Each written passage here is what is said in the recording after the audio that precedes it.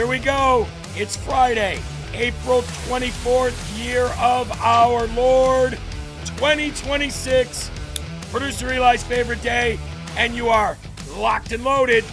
Rumble.com/LFATV. This is live from America, and I am your ever so humbled and joy-filled, God-fearing host of the show, Jeremy Herrell, the hip-hop patriot, and you are getting me live from the Hawkeye state of Iowa.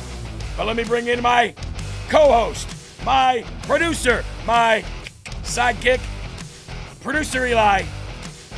What's going on?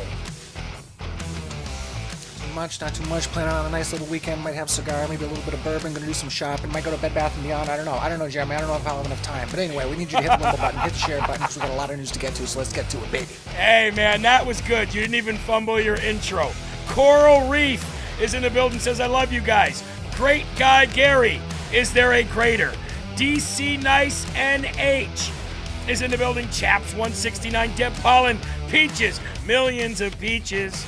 Peaches for me, millions of peaches, peaches for free. Logan, Scotty, Joe Bo, Jessica, C. Ward, Fun Mom, Dana, Willie Rumble, Boomba, Miguel Ortiz, Crystal Caramore, C. Michaels, Eileen, and Boomba. How you doing? Welcome to Live from America. It's Friday, baby. We made it through another week. And on this Friday, we call it Fundraiser Friday, because this is when we do the bulk of our fundraising. Remember, like I say, $1 a day keeps sponsors away and keeps the show moving forward. But we appreciate our sponsors where our donors can't, and we understand the economy is rough. But if you can find it, today is Fundraiser Friday, and we're gonna our Slurp fund is almost replenished. So once the funds from the recent Rumble rants over the last couple weeks come in, we'll replenish our Slurp fund and get that built back up, because there's no shortage of people needing help and asking for help, right? Chap says, thank you for the shout out, Jeremy. You made my day. You made my day. You made my day for being here every single day. Sean Maga said, here's for myself and 9 others. God bless you, man. If you listen to podcasts, do not forget that we do have an audio podcast as well. It's right here. Thank you, Boomba. No problem at all. Live from America with Jeremy Herrell. Rise up and Live from America. You get a BOGO. You get a buy one, get one. Actually, you get a free one. Rise up, Live from America every day. 5 hours of content. Shanna says, shout out, please. There you go. Thank you, Shanna, for being here. Appreciate it. If I catch your name, I'll try to shout you out. Kikolo, one of my favorite names here on Rumble. Kikolo. Also, please go to jeremyherrell.com or lfatv.us for any of your, if you want to donate, if you want to shop at the store, if you want to sign up for the newsletter, or if you just want to go because you are running low on your Rise Up coffee. Now, how many people here have had Rise Up coffee? Raise your hand in the live chat. If you've not had it, I suggest you try it. We have 3 different kinds. Well, not really. We have 2 kinds in a decaf. We have the American Pecan, which is my favorite. You want to make the house smell good without even lighting candles? Make some American Pecan coffee, however you brew it. We also have the dark, rich Sumatra Gold. We also have American Pecan in decaf as well. So, without further ado, Rise Up Coffee.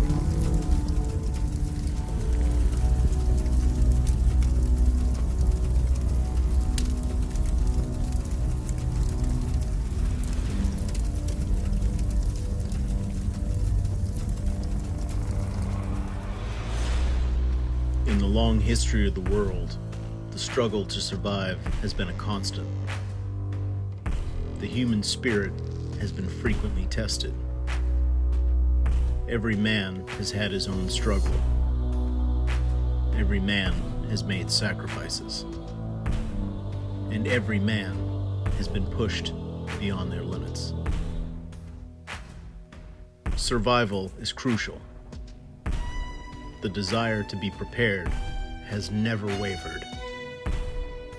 Generations that came before us realized the importance of gaining every advantage. How you face adversity could change your life. Success depends on it. History is defined by it. Our spirit is fueled by it. Our strength comes in many forms. The strength to fight, the strength to overcome, the strength to believe, the strength to win, the strength to rise. Rise Up Coffee. Rise up to meet your challenge. Rise Up Coffee. Rise up to meet the challenge. Now, the cool thing about that is it's roasted right here in Iowa. It used to be roasted in down south, but when we moved to Iowa, we found some people here who are great roasters, and so now we moved it to Iowa, so it's closer to home. And the other good thing is, if you only have a K-Cup machine, then all you have to do is buy the Forever K-Cup, right? Where you just put the coffee in the cup. It's washable, and you put it in your K-Cup, and you get your K-Cup coffee. So you can do that as well. You can get them for like $1.99 or something like that. Rise Up Coffee, ladies and gentlemen. Rise up to the challenge today. Now, the guy that you see in that video, believe it or not, a lot of people thought that was me. At first, that's not me. That's a guy by the name of Tom, and he made that commercial for us. He's also the guy who's working every week to bring you Patriot Pals, the new, or formerly known as LFA TV Kids, which, by the way, Julie said, I ordered 3 pecan the other day. Delicious. Yeah, they're great, aren't they? The Patriot Pals, Eli. 3 episodes in. Tomorrow, 10 a.m. Absolutely free. Right here on rumble.com/LFATV. So, if you're on the West Coast, it's live at 7. But it'll be available all day. And we're moving into the growth of that show. It moved from LFA TV Kids to Patriot Pals. And you know what, last night, Eli, you know what Lily asked me? She goes, Dad, can I be part of the cartoon? And I said, really? You want to be part of the show? She says, well, it's Patriot Pals. And the new intro has, me planting a flag and a bunch of kids coming up and going, yay. And Lily's like, I want to be one of those kids. And I was like, you want to be like part of the show? She said, yeah, I do. And so now Lily is going to come down once in a while and like record part of the show with me. And she's all excited. She wants to show her friends in school. I'm like, that a girl. Ding. Darn Skippy. I got to get used to that because I can't say damn on the cartoon. That's right. So just get used to saying darn Skippy, Eli.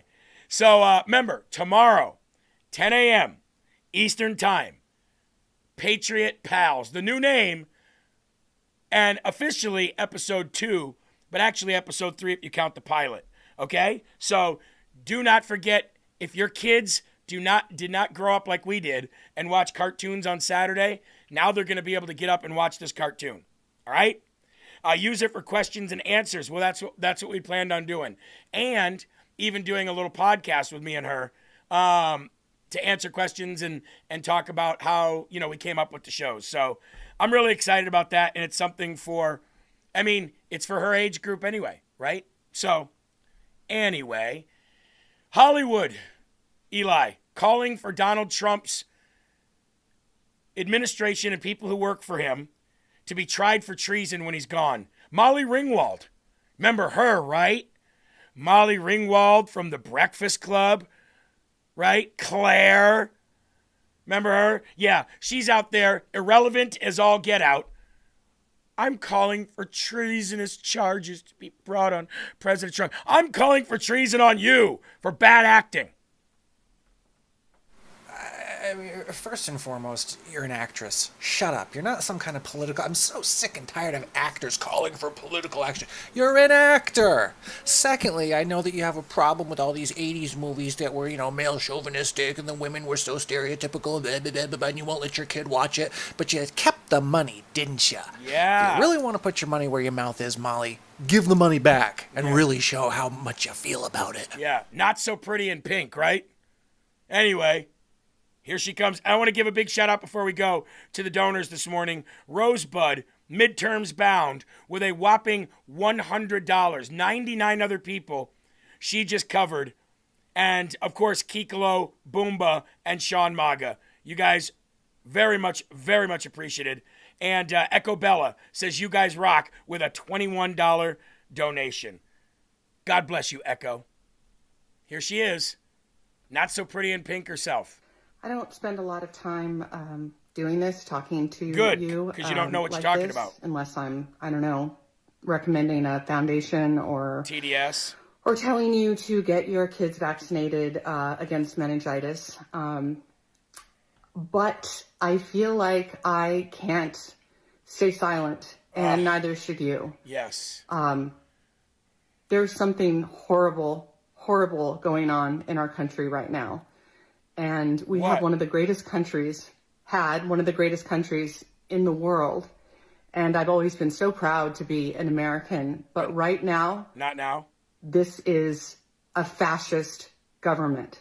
It's not becoming a fascist government. It is a fascist government. What made it that? And ICE is brutalizing people. And I don't care how you identify, if you're a Democrat, if you're a Republican, if you're independent, if you don't like to be political at all, it doesn't matter. You have to look at what kind of country you want to live in. And I don't think that I need to remind you, just give a little history lesson here. Oh, yes, quick. please. Teach But, us. if you look at what happened in France, where I lived for You should go back. a few years in my 20s, they were taken over by the Nazis. They were invaded. They were taking over. And 'Cause French a suck. lot of people collaborated. I don't spend a lot of time doing this, talking to you Yeah, okay. like this. Okay, good. Molly Ringworm, right? Molly Ring Around the Rosie. She said that we have a fascist regime now. You mean we didn't have one when they were trying to lock up a president, trying to get rid of a duly elected president? We didn't have one then, even though it was proven that all that stuff was fake and false. We didn't have one then. We didn't have one when they shut down the elections in the middle of the night, which they'd never done before, only to wake up the next day with millions of votes just came in out of nowhere. We didn't have a fascist regime then. Hold on. Did we have a fascist regime when Barack and Michelle Obama didn't allow schools to have access to federal funds for poor children's lunch money? Did we not have a fascist regime then, where they forced children to go in the bathrooms of the gender that they weren't? Did we, Eli? The world wants to know. What do you think? I'm just curious on one thing, Jeremy. Hey, Molly and all you other celebrities out there, is getting as close as you possibly can to the camera when you're doing these so important videos, does it make it more interesting and serious so that we'll take you more seriously? It's true that. France.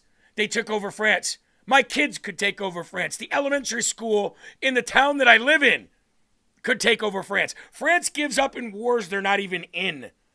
Do you understand? France literally waves the white flag when Russia invades Ukraine.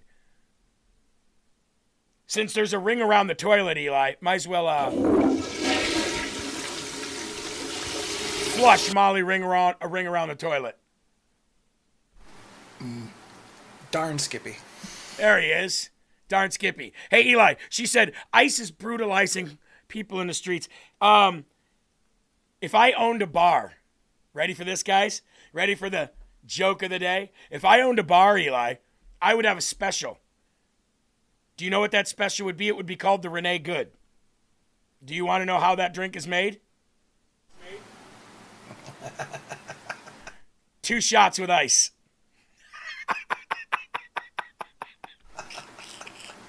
And don't forget garnish, so it's pretty. Yeah, that's right. If you give me a Renee Good, it's 2 shots with ice. But if you want to make it pretty good, right? Then you, Alex pretty good. Then you put a umbrella and a garnish of pineapple on the top. Then you would have, Eli, a pretty Renee Good. But if you just want a Renee Good, it would be 2 shots with ice. Is that too soon, or shall we pop another couple just to make it full circle? You know what I mean? He's brutalizing the people of this country. I used to love this country, and when the Nazis took over France, what the hell does that have to do with anything? 2 shots with ice, please. Would you like me to make that a pretty good? You know what? Go ahead. Plop that umbrella and that pineapple in there. But she wasn't the only one. Margaret Cho, comedian Margaret Cho, basically out there saying the same thing. It's like they have talking points. Or when they something. use our language against us, like when they were saying like, oh, the Democrats are the reason why the government is shut down. And when Caroline Levitt says, well, their cruelty is the point. Cruelty is the point. No, that's you. Your cruelty is the point. Your cruelty is why you do it, because they have a kink. It's their kink is cruelty. They love to see the suffering of immigrants and trans people. And they want to put children in concentration camps. And that poor gets people. them off. And poor people. Even white poor people, right? It gets them off. Wow. It gets them off. It gets them really excited about living. Like, it's really sickening. Yeah, it is. So I had a conversation in an earlier episode with a friend of mine, Steve Fisk. I don't know if you know him, but he's like a record producer and up from the Pacific Northwest. And we were talking about this, and he had a 1 or a 2-word answer. He basically just said, daddy issues. And I'm like, yeah. You think so? And he goes, yeah, like, think about it. Every one of them, daddy issues. It's all this unresolved bullshit from childhood. Somehow that plays into the kink of cruelty. And it's pretty weird. It's weird. It's like a kind of a, desire for authoritarianism as a way of feeling safe, but it's not, it doesn't work. I mean, it's just so unfair. I really do believe that it is a pendulum and it does swing. And when it swings back, we will punish them. They will be put in prison. We cannot let up. I hope we as a party, I mean, I'm assuming that we're probably, if not politically aligned, at least probably, philosophically aligned. I always complain that the Democrats have too... See, Eli? We say it every day. We scream it from the rooftops every day. When they get in power, they are telling us what they're going to do.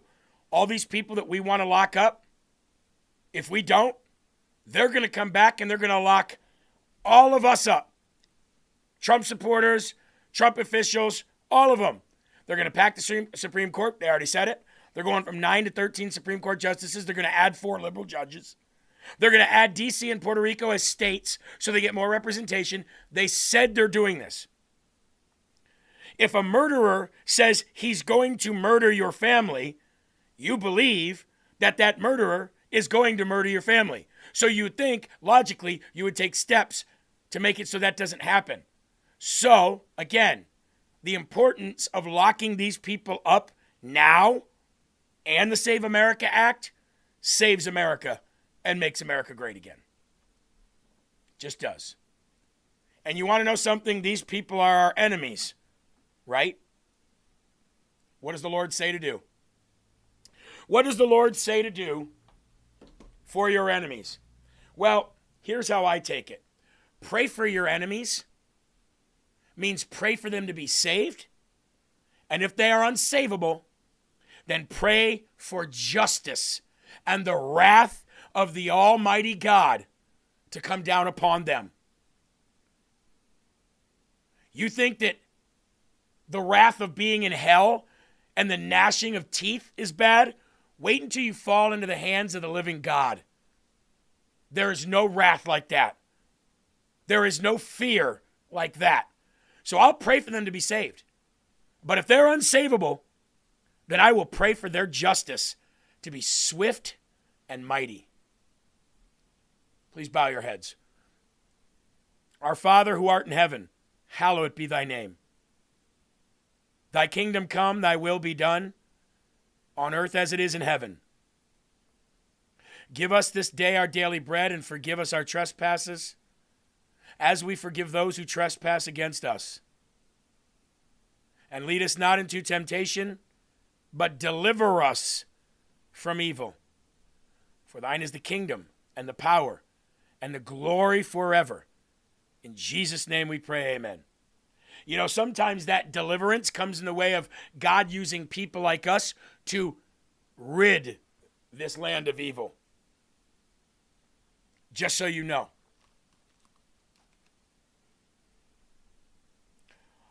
Let's lift up our cups and let's get to the first and foremost of the day. By the way, please do us a favor. It is Friday. Fridays are, kind of lackadaisical. But if you guys could and you haven't done it yet, Eli, somebody in the chat this morning, Becca, said for the first time she shared today. She said she's never shared to Facebook or X or anything. And she said that she feels like lately she's been seeing a lot of God content and a lot of Christian content. And she feels like the devil has been weighing it on her to not share this kind of stuff. She said for the first time she shared today. Rise up. After being here for a long time. So you see that, people? She got off that fence. She took a stance against the devil. She took a stance against people that might go, how come you're sharing that and defriending her? And she did it. Thank you, Kittenhead. God bless you for the $10 donation. So you guys can do that too. Stand up. Share. Don't let the devil win. Score Hit just became a monthly supporter right here on Rumble. Thank you so very much. Let's get to it. I figured that it's a Friday, and I usually like to start out the day with good news. But I told you, every single day, we can report about an illegal killing another American. And that's where we're going to start today because of something Chuck Schumer said. Illegal. Oh, by the way, if you really want some big news of the day, they confiscated James O'Keefe's guns yesterday. And he's got a video of it that he's putting out today. Thank you, Patty, for the $50 donation. Use where needed. That's 49 others. You did your part. Thank you. An illegal alien machete rampage in Green Bay, Wisconsin. A Nicaraguan national hacks up his ex-girlfriend and her new boyfriend in a brutal home invasion. David Joel Mariana Garcia, 29 years old, faces 2 counts of attempted first-degree intentional homicide, plus additional charges after the brutal attack that left both victims seriously injured. One clinging to life. Police say Mariana Garcia used a key that he had to enter the home and immediately began attacking the victims with a machete without saying a word. Mariana Garcia later admitted, I just wanted to kill him. Well, we just want to kill you. Can we? Actually, we want to deport you, but that didn't seem to work. So can we just kill you if we just want to? Why not, right? Yes, they took James O'Keefe's guns. Yep, Lulu Red. That's why you're going to want to share this out, because when we get to that, it's going to... By then, we hope the video's out, because he said the video is going to come out today. The victims, 26-year-old woman with whom he had a child with, and a 23-year-old man from Green Bay both suffered machete wounds and were hospitalized following the attack, one clinging to life. Rita, thank you very much. Save America. I agree. Thank you for the $10 donation. It is unclear if the child was home during the brutal attempted murder. According to the complaint, Mariana Garcia used a key to enter the woman's home. He allegedly hit the male victim, a 23-year-old from Green Bay, with a machete in the shoulder, forearm, and shin. Mariana Garcia then allegedly beat his ex-girlfriend, a 26-year-old Green Bay woman. She suffered lacerations on her hand, neck, plus injuries to her head. That's what I'm not going to say... That's the consequence of dating an illegal alien. They do not share the godly values that we do here in America. Thank you, Kara Moore. She says, I love the LFA family. We love you too. God bless you. M. Wags just saw that judge said that James O'Keefe could get his guns back. Well, we're going to keep up on that story when we get to that. But this is it, folks. This is what we're dealing with. All of them. Every single one of these illegal aliens. If you were not born in this country to legal parents, then get your shit and get out. The only way this is going to happen isn't just by sitting around waiting for Trump to deport these people. We Americans have to make their lives miserable in order for them to self-deport. They'll take the $1,000, or what is it? Maybe it was up to $3,000. I can't remember if that's still in play or not. Okay? Can't remember if that's still in play or not. But it was up to $3,000 to self-deport. You get $3,000, you get a plane ticket home to where you came from, and you get the opportunity to come back through legal channels. If you get deported forcefully, well, then you don't get that money and you never get to come back. So why don't we make it uncomfortable for them? Now, you might say, how are we supposed to do that, Jeremy? We can't stereotype people and be like, oh, they look South American, or they look Mexican, or they look African, or they look Chinese, and we walk up and ask them for their papers. I'm not saying that. I'm saying when and where you know damn well those are illegal aliens. You know an illegal alien. Don't act like you don't. Lem One says, thank you for everything y'all do. Jeremy and Eli, thank you for everything you do as well. Appreciate it. I don't know how many times where I've seen clearly an illegal alien, and I make sure that I'm heard. Whatever I say, if I say disgusting foreigners, damn illegal aliens invading our country, I'll say it. I don't care what they say or how they feel. And you know when they're illegal. You know by the way they're acting. You know by the way they talk. You know by their accents. You know by the way they don't know shit. You know by the way they can't read. You know by the way they don't know how normal, regular things are done, like in Walmart. Don't know what to do. You need an interpreter? No, you need a deporter. That's what you need. We need to make their lives a living hell. And you might say, well, Jeremy, in the Bible, if you look in the Bible, the New Testament, it tells you all about your neighbor, loving thy neighbor, and treating the immigrants in your land with respect. Did it say treat illegal invaders with respect? I know dozens of legal immigrants, dozens, some of which are in this chat right now. Dozens of legal immigrant. And I respect the hell out of them. Because like Ellis Island, they were immigrants that were coming, looking for a better life, looking to get involved, looking to be engaged, looking to build and earn the American dream, not steal and suck the American dream from people who were born here and been paying taxes and working their asses off for years. Eli, excuse me, but I don't think it says in the Bible, treat illegal invaders with respect. It says treat the immigrant or the foreigner. And that I do. Visitors and legal immigrants. I love them. Yeah, 100% agreed. Just be legal. It's not that hard. It's really not. Nope, it's not that hard. Are we supposed to just allow murderers into our home that should be in prison and treat them with respect? No. We're not. So spare me your extensive knowledge of the New Testament. I read it daily. Do you? The people that are saying that. Well, your Bible says, oh really, what else does it say? What does it say about people like you? There you go, Jedi. Also respect the laws of the kingdom or that nation. Absolutely. They forget that one, though, don't they? CC Jack, $25, says, Happy Friday. Love you, man. So there's one scenario. How about this one? Eli, you might want to look away. You might not want to see this. I don't even want to put this up, but I'm gonna.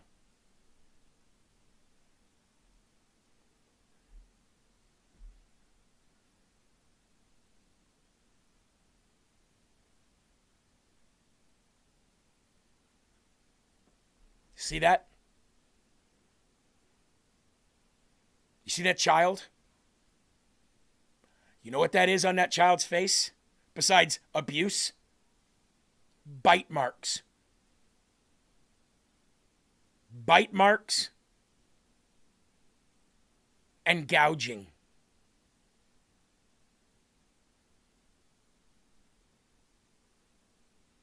Spare me. Spare me the bring me your tired and poor. Illegal or immigrants built this country. Yeah, they did. Not criminals like this. I don't put up with this shit. I have no sympathy for an illegal alien. None. Zero. Zip. Frickin' zilch. An illegal alien from India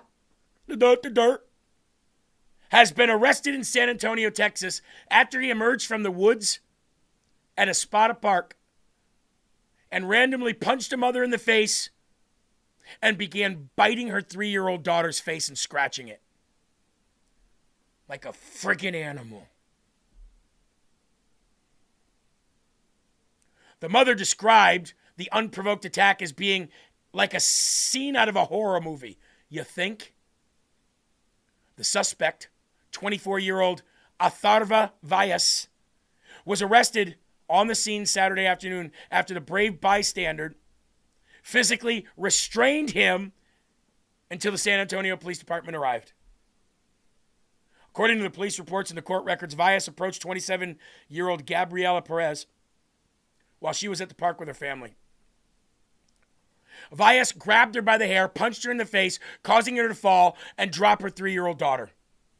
The madman then jumped on top of the toddler. There would be no restraint. There would be no restraint if I was the bystander. There would be no restraint. There'd be no restraint from myself. There'd be no restraining them. There would only be a vicious, vicious assault from me to that person.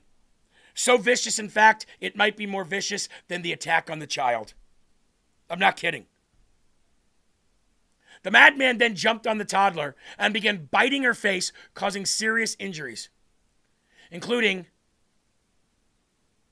the loss of 2 of her teeth and severe bite wounds and scratches to her face. Thank you, Superfi77. Says this Jew loves LFA. Thank you. And Barb Naylor. My days would not be normal without LFA. God bless you guys. I would kill this person. I would not restrain this person. I would kill this person. I would not be guilty of murder. I might be guilty of manslaughter. I might be guilty of crime of passion or something. But I would kill this person if that was me. If I was the bystander, that person would be choked. There would be no breath in his lungs. That's all I would do. I would just choke his life out. I would never allow a child to be in danger like that. Oops, I can't contain him. Oops, I can't restrain him. I might as well just take his breath away. I tried.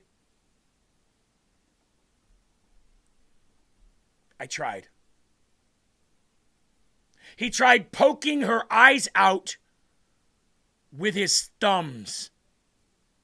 Doesn't even know who these people are. Sick, demented, twisted, illegal freak. That poor kid. The mom says he tried poking her eyes out with the thumbs. She says, he hit me. He was a big man. I just remember laying there and looking at my daughter and seeing him on top of her, trying to poke his eyes out with her thumbs and biting her. What in the... What?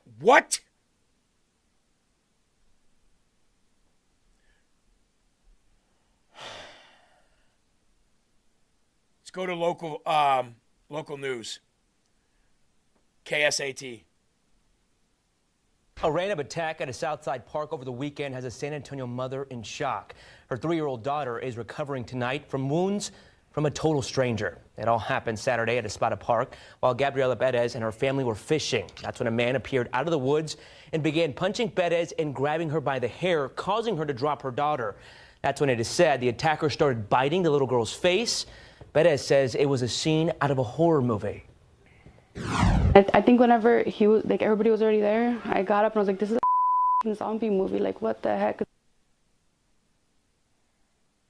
Villas was tackled by onlookers and held until police arrived. He is charged with injury to a child with intent to cause bodily injury. San Antonio police say it's unclear what led to the attack. It's unclear what led to the attack. How about the fact they're not a civilized human being? How about the fact they come from third world shitholes? How about the fact that we don't know who these people are? You don't know who you're letting in. Now, viewer discretion advised on this one. Producer Eli, let me let you set the stage here of the graphic video of the girl getting slammed in New York City and her head stomped out. I'll let you set that up because I know you put it in the chat last night and you were like, I can't remember exactly what you said, but it wasn't something that we could say on TV. Put it that way.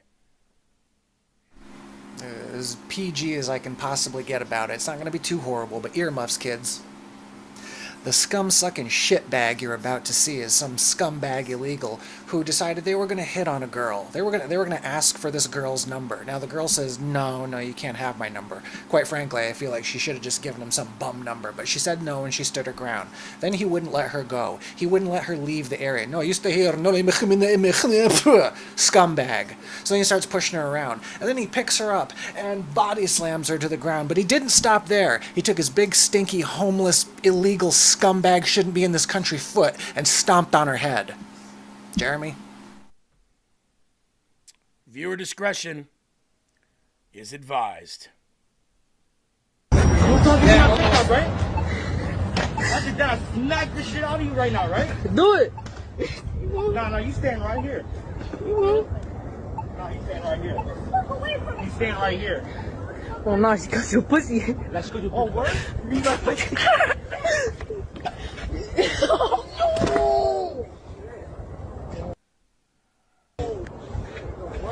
Yo, no. Don't talk to me about right? I sit down, smack.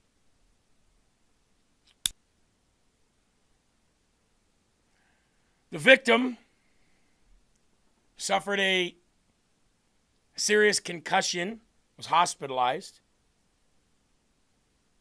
Now she's in stable condition. Let me ask you a question, Eli. I'm gonna enlarge this real quick here. This video screenshot. Does this look like a 14-year-old boy? And you know why we wouldn't know how old he really is? Because he's, illegal, probably with no real papers. Does this look like a 14-year-old boy to you? Doesn't look like a 14-year-old boy to me, but he could be, I don't know. But either way, it's time for some street justice. And that is why, Eli, I'm not saying that it's the same thing in any way, shape, or form. I'm just saying it as an example. That's why that old lady that came out of the gas station that day while me and my wife were coming home from the gym, and she's like, pedophiles. Millions and millions of views on that video, right?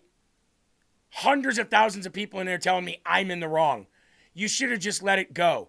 You shouldn't have bent down to her level, taken yourself down to her level. She's an old lady. She's crazy. She's a Democrat. You're giving Republicans a bad name. You're giving Trump and MAGA a bad name. You don't represent us.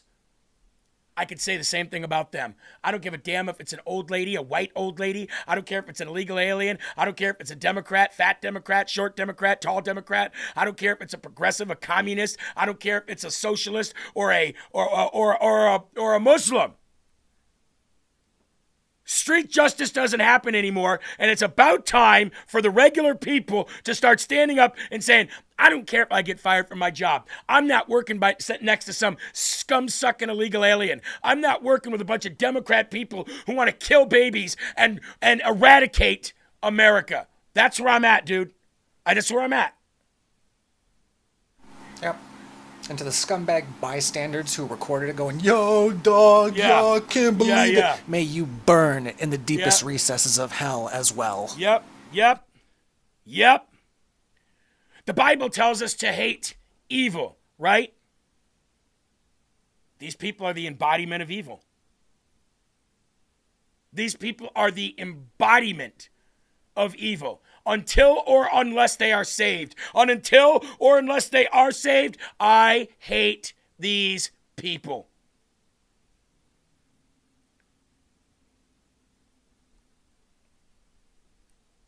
But Jeremy, push on. ICE arrests an MS-13 gang member wanted for murder. Huh. You know, one of the media's non-criminal illegals, right? What's up? Don't you mean ICE arrested a homegrown American working man? Oh, yeah, a Maryland man. On April 22nd, ICE announced the arrest of, ready for this? Idalia Isabel Morales Mieja, a criminal illegal alien wanted in El Salvador, Ryan Matta's shithole country, for aggravated homicide and documented associate of the violent MS-13 gang. A female, ladies and gentlemen. They got them all now. Wonder if Ryan's down there, Eli, becoming patriotic and pure. Oh, he is. He is. I was going to say, before you continue with this story, I saw a video from that little shit stain the other day saying to everyone, get out of America right now because it's so horrible up there. The American dream is thriving down here in El Salvador. That's because you're sending all your shit stained scumbags up into our country, you little jerk off. Yeah. The American dream is thriving in El Salvador. Does that even make any sense? The Chinese are dream thriving in America. Can't stand Ryan Matta. According to ICE in February, the Security Alliance for the Fugitive Enforcement Task Force in El Salvador provided updated information regarding Morales Mieja's possible presence in Northern Virginia. After receiving the information, officers with the ICE Washington, D.C. region worked to locate her, and on March 12th, she was arrested in Woodbridge, Virginia. The media would consider her to be a non-criminal because she has no criminal history in the United States, despite the fact that she's facing charges for aggravated homicide in El Salvador.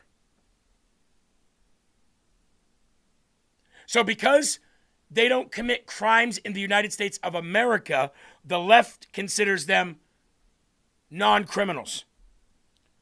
It doesn't matter if they did it in El Salvador. It doesn't matter what their crimes were there. As long as they didn't commit crimes in America, then the left considers them non-criminals.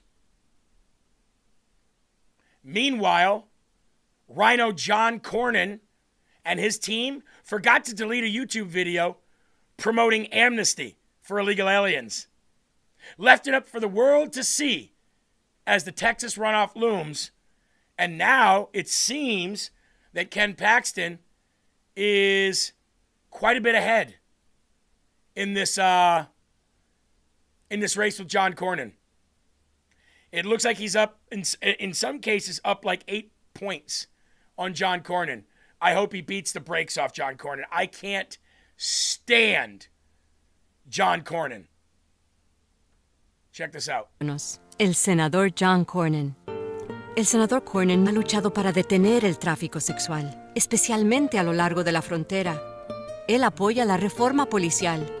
Y mientras el senador Cornyn está a favor de fronteras seguras, él apoya firmemente la legalización de los Dreamers.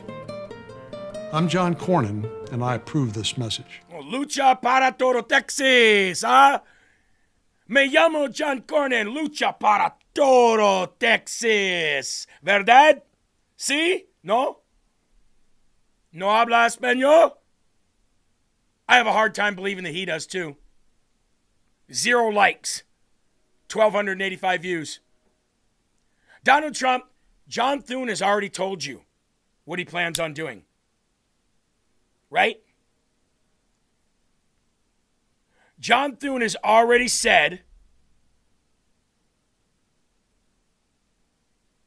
filibuster isn't happening. We're not killing it. We're not doing anything. So go ahead and endorse Ken Paxton then.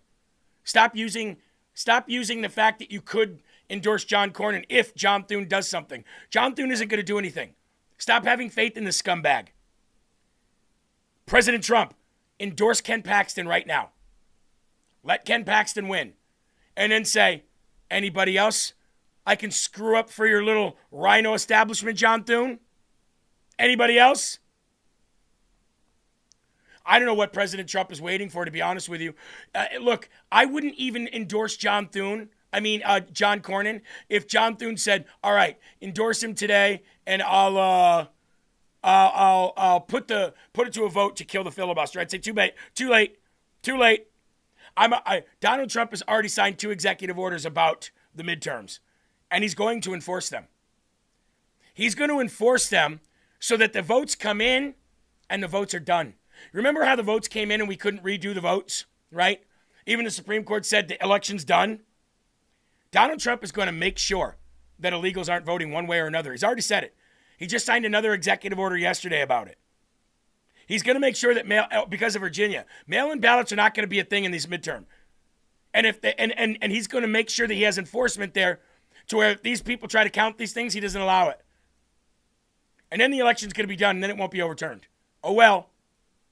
We're going to do this the easy way, or we're going to do this the hard way. And even if John Thune said, look, if you endorse Cornyn today, I'll put the Save America, I'll kill the filibuster, I'd be like, too late.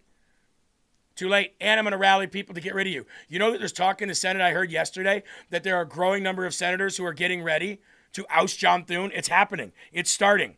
And trust me when I tell you, senators are working. When we called the last week, Mike Lee, millions of people are doing that all around the country, not just us. And there are talks in the Senate right now about who's going to be. They got to get 26 or 27. I think it's 27, and I don't know where J.D. Vance fits into that. That I don't know. But I think it's 27 altogether that could get rid of him, and I hear that's what they're doing. Meanwhile, this dipshit idiot, Chuck Schumer, went on a rampage on Border Patrol and ICE yesterday to where it actually garnered a response from the respected agency. Adding $140 billion to an agency that to two groups, Border Patrol and ICE, that nobody respects in this country. Ouch. Mr. Secretary, your response? Ouch. Well, it makes my ears red. It takes a lot to get me upset. But Chuck Schumer, no one respects you. The definition of a lying scumbag politician, that is you. You would be the definition if you Googled you right now. I mean, why don't he just come out and be honest with American people? He wants to have open borders. If you want to defund the Customs and Border Protection Agency, if you want to defund ICE, who is in there arresting the criminals that the laws were passed by you, you had time to change those during the Biden administration. You didn't, because you're for open borders and you're for the criminals running amok in our cities. And for you to say that is so disrespectful to the law enforcement that is out there protecting you, because he has a detail with him. How about he walks around these city streets without a detail? I wonder how safe he would feel. Adding $140 billion to an agency that nobody respects. Nobody respects them. Nobody. Well, Eli, you want to see a bunch of nobodies real quick? Hey, everybody in the chat, let me ask you, real talk, real quick poll here. Do you respect ICE and Border Patrol? If you don't, go ahead and say it. Say, I don't respect them. But if you do, say, I respect ICE or I respect Border Patrol. Let's see. Let's see how many nobodies there are. And by the way, folks, 3,300, we can do a lot better. Please help out. Come on. Let's see. Do you respect them? I do. Yep, I do. Yes, absolutely. Look at that. Let's see if we get any no's. 3,300 people. I respect both. Both. Yes, heck yes, I sure do. Absolutely. Yep, respect. I respect ICE. I respect both. I love ICE. Damn Skippy. Wow. You know what, though, Eli? I think Chuck Schumer is right. I think he's really right. I think nobody does respect ICE and Border Patrol. Because I look at it like this. I'm just a nobody trying to tell everybody all about somebody who saved my soul. And ever since you rescued me, you gave my heart a song to sing. I'm living for the world to see.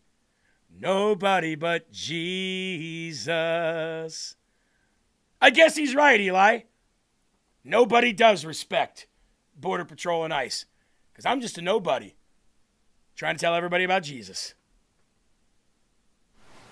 I can tell you right now, there's 81 million Americans who respect both, because that's what they voted for. Not Joe Biden, right? He never got 81 million. But if I'm just a nobody, then I guess, hey, I'm one of them. Oh, it always comes back on these idiots. They're so stupid. Chuck Schumer's so stupid. Such a low IQ individual. I love the way that Mark Wayne Mullen said he's a lying scumbag. A lying scumbag. Man, do I love the way he's using that word. Now, Border Patrol actually responded here. I'm going to enlarge this quick enough for all y'all to see. This is how Border Patrol responded. The National Border Patrol Council will not stay silent. We will defend our members when others attack them for nothing more than political expediency and personal gain. After all, Congress is the one that made the laws that Border Patrol is enforcing. They go on to say, well, you know what? Let's get this play button out of the way here. There we go. They go on to say, extreme leftist advocate Chuck Schumer chose to attack and undermine Border Patrol agents and ICE officers, disrespecting the very people who risk their lives to protect this country. Let's be clear. The problem isn't the agents on the line. It's the politicians like Schumer who tear them down to appease the extreme and unhinged maniacs who hate law and order. Let's go, Border Patrol. Border Patrol agents do not make the laws. They enforce them. And they do it every day under dangerous, difficult conditions. Elected politicians in Congress like Chuck Schumer make the very laws that they criticize. These are the same agents who respond when the country needs them most, deploying to natural disasters like hurricanes, floods, wildfires, and assisting law enforcement at the local, state, and federal levels in tracking down and capturing some of the most dangerous criminals in history, including escaped fugitives. When Americans are in danger, Border Patrol agents respond and serve in any capacity. We stand and support our agents. We support our law enforcement, and we will not tolerate anyone who disrespects our wonderful men and women protecting America. Well, let's go ahead and give the Border Patrol and ICE agents. Hold on. Let's go ahead and give them, right now, the Smarty Award of the day, shall we? Because they deserve it. Drop the mic on that idiot. And he's exactly what he said. He's a scumbag. Okay? Scumbag. How dare he? Nobody respects.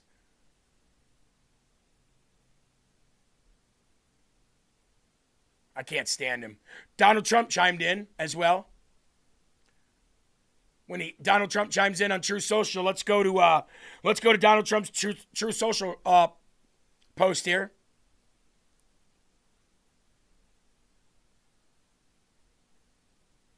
And that says this. Wow, crying Chuck Schumer just said for the whole world to hear that nobody respects Border Patrol or ICE. That is one of the most egregious, incorrect, unpatriotic, and dangerous statements I have ever heard from a professional politician, in quotes. He must immediately apologize to these great patriots, and I mean now, President Donald J. Trump. Hey, Trump, first of all, I understand what you're doing here. This is called PR. I get it. But you know you're not going to get a response. You know you're not going to get an apology, right? So, if you're going to say, and I mean now, then that, to me, shows that there's an or else involved. Right? That's what that symbolizes to me. For you saying, and I mean now, there's this, I seem to think that there's a or else that you're trying to say. Well, the guy doesn't care about his reelection because he's about dead, right? Nobody likes him. He's super unpopular, even in his own base, because the youngsters have taken over that entire party. So nobody likes him anyway. What is the I mean now? Here's what you could do, Trump. I know this is just PR, what you posted there. That's fine. That's great. Get the word out there. He's an idiot. He must apologize. And that's where your stance is on that. Perfectly fine. But how about this? How about you go in there and flip the Senate upside down? Go in there and flip tables, Trump. Go in there and do exactly what we've been calling you to do. Have a major campaign put together in order to get rid of John Thune and put somebody in there who will destroy Chuck Schumer's dreams in the Senate. Get rid of the filibuster. If the I mean now is for real, then let's see you go flip some tables. That's what I want to see. Now, how many of you know who Don Bacon is? He's a rhino who votes with Democrats 9 times out of 10 with major TDS. If I get the privilege while I'm in D.C. to interview Don Bacon or any of these people that act like you're about to see, it's going to be a bad day for them. They're not going to bully me like they did this awesome reporter with Mike Lindell's station. And you know what I'm going to do? I'm going to find her and I'm just going to follow her. Because she seems to get all the interviews with these people. And I'm going to be there too. And there's no damn way in hell that Bacon is going to talk to me like this with his pompous, stupid look on his face. He won't get a word out with a real man screaming in his ear. Because I won't be as professional. I'm not going there to be professional, by the way. And I won't be as professional as this lady was. I'm going there to disrupt on purpose. Hi, Congressman Bacon. You recently voted with all Democrats to extend TPS for Haitians for another 3 years. Over 90% of these Haitians entered the country illegally, and actually they're legal now. Well, 60% of them rely. They're legal now. They work. They're not allowed on welfare unless there's unique situations like they're married to an American. And so, are you part of the Know Nothing Party I was talking about in the 1850s? No, you sound like it. Well, 60% of these people rely on public assistance. So how is this fair to the taxpayer? It's maybe true for those not on TPS that are here, but the TPS, there's rules. You can't be on welfare unless you're married to an American that's under the poverty level. So do your research before you start bringing up questions. Can you explain how this TPS is actually temporary when it continues to extend and extend? It's been enacted since 2010. Most of them have been here about 10 years. They're working, they're paying taxes, and most Americans support it. And you also recently said that you are going to look into extending TPS for El Salvadorians and Venezuelans. We have a lot of El Salvadorans working in Omaha. They own homes. They have been here over 10 years, most of them. And it's decency. That's what most Americans want. What is the part of decency you don't get? Well, I mean, it's the American people that are concerned about the future of this nation. Most of the American people want decent immigration. And they oppose sending people home. They've been here. Most of them have been here 10 years. They're working. They're paying taxes. And so I would say you're wrong. But isn't it a drain? You represent a minority of the country that hates immigrants. That's not true. You can tell. Millions of people are just concerned about the future of this nation. They say that, aliens. I see you're wearing a cross. You ever read the verses in the New Testament that talk about how you should treat immigrants? Yeah, I don't think that means just opening up the country for everyone to come here. And these people are legal. What do you don't get about that? They're legal. Okay, well, they're as far as legal, and they're working, they're paying taxes. They're not even allowed on welfare. Actually, unless they're married to an American, or there's some. Stop. I would have said, what verse is that? What verse is that? Shithead. What verse is that you're quoting there? First of all, it doesn't say immigrants, it says foreigner. And it doesn't say illegal. What about the verse in Romans where it talks about respecting laws and authority? Do you know that verse? That's in Romans. You said the New Testament. Can you even specify? Can you narrow it down dummy. Can you narrow it down what verse you're talking about? Because it doesn't sound like you read the Bible. Those are what he's going to get back from me. Unfortunately, he can bully a nice young woman who gets her stuttering, but he's not going to bully me. Out when they get on it. So I just think you don't have your facts right, and you represent like a 20% core or 20% group that I actually hate represent immigrants. the majority of the MAGA base, and I mean, I think you're misaligned with the president on this, and many others are concerned about that as well. Well, I represent the vast majority. I represent my district, and I won my district. Did you win the presidency? Shit stain? And I won my district. You wouldn't win your district if you ran again. That's why you're quitting. Coward, quitter. You wouldn't win your district again because everybody knows you now and everybody's exposed you as a liar and a rhino. You wouldn't run your district again. That's why you're not running, pussy boy. Right? Right? Little Miss Shine says, Jeremy, please be respectful regardless. Not going to happen. I'm just letting you know right now, you may not want to watch the video footage that comes out of D.C. when I go there. That's not going to happen. The days of mutual respect are over. Right? Fool me once, fool me twice. I know the actual saying. George Bush doesn't. Can't fool me again. No. Sorry.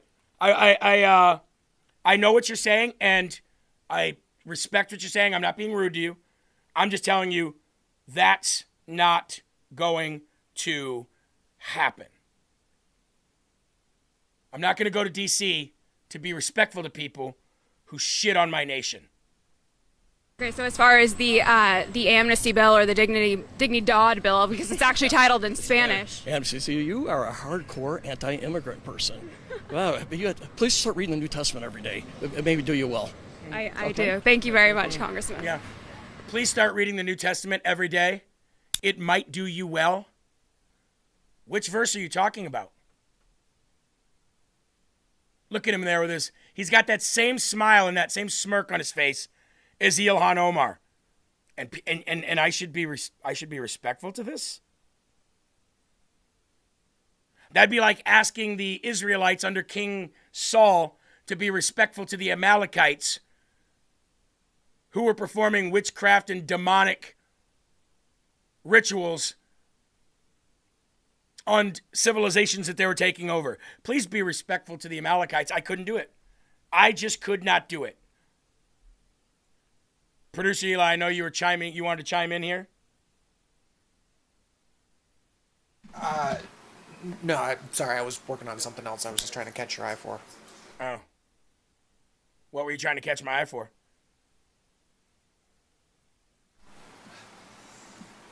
This. Is that Will's new thumbnail for the day? It was for his clip from yesterday because he was saying the SBLC pays, but only if you're the right color. So I was like, oh, that perfect scene from Family Guy. Oh, Will looks good as a Family Guy character, and it's SPLC, Producer Eli.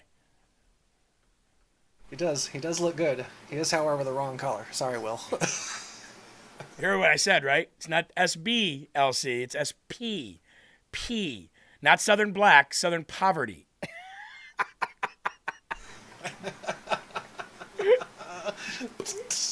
All right. Wow. Producer Eli. SB. Hey, ladies and gentlemen, let's give a big shout out to Rumble Wallet, shall we? Rumble Wallet, the first of its kind digital wallet to combine your digital currency. How beautiful is that? Now, if you're watching on your TV screen, there's a QR code right now to the left of your screen. Pull out your phone, go open your camera, click that QR code, and click the little link that pops up. Save it in your phone for later. And if you're not on your TV and you're on your phone instead, then you might see it says wallet.rumble.com. Now, there'll also be a link that's attached to the chat of this show as well, where you can click right into that. And Suzanne has put it in the link herself. What is wallet.rumble.com? Well, it is a digital wallet that is made and created by Rumble, completely safe, completely secure, and if you own Bitcoin, Tether Gold, Tether bars on the blockchain, or any kind of digital currency, you can combine it all in your Rumble wallet. The safe place to put it, like your own personal bank. And then you can also tip content creators like myself using digital currency.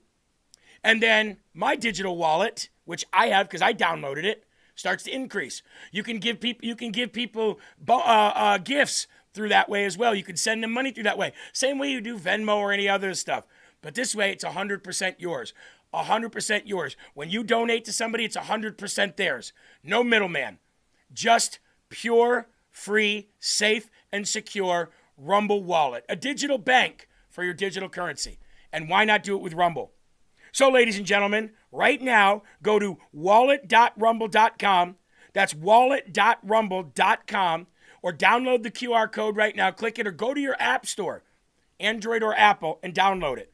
Remember, I said I'm going to DC to disrupt. Shout out to Rumble for making this disruptive technology. Wallet.rumble.com. And a big shout out to Rumble Wallet. Also, want to give a big shout out to Done With Debt. Again, a great sponsor here that comes every year around tax time. Why do they do that? Because they know that Americans are trying to use any kind of tax return that they got. This year, an unprecedented amount of tax returns came back, especially for tips, no tax on tips and overtime. And people are getting extra money in return. So why not put that extra money, and why not put the knowledge of Done With Debt together and get rid of your credit card debt or your personal loans? Anybody out there's got either of those two? Call them today. Doesn't matter where you are in your loan. They're going to get you out sooner, quicker, and for less money. Speak to a trained debt professional today. 888-322-1054. That's 888-322-1054. Susanna's put it in the live chat. Thank you, Suzanne. Or go to donewithdebt.com, fill out the questionnaire, let them know you need your debt resolved and you need help. Donewithdebt.com, clearing a path to financial freedom. Thank you very much, both of you, for being sponsors here at LFA TV. Debbie says, this is what happens when when their church leaders only preach the feel-good parts. Oh, I absolutely agree. I absolutely agree. Okay? All right. Moving on here. Where are we at? Right here. The FBI has arrested 43 Mexican mafia gang members in Orange County, California. Eli, I got to tell you, as much as I want them to always do more, as much as I want there to be more arrests of people like this in this country, it didn't seem like the FBI was doing much when Pam Bondi was there. Pam Bondi's been gone for 2 weeks. And we've heard things about Obama. We've heard things about the Southern Florida case. We've heard things about Russia, the dossier. We're finding kids. We're saving people. We're arresting people. Like, I've seen more in the last 2 weeks than I've seen in the last year and a half. Yeah, you're 100% right. And with that in mind at this point, let's open up an investigation into Bondi and why she wasn't doing jack shit all to help this country out. Yeah, it's funny, huh? Remember how we said that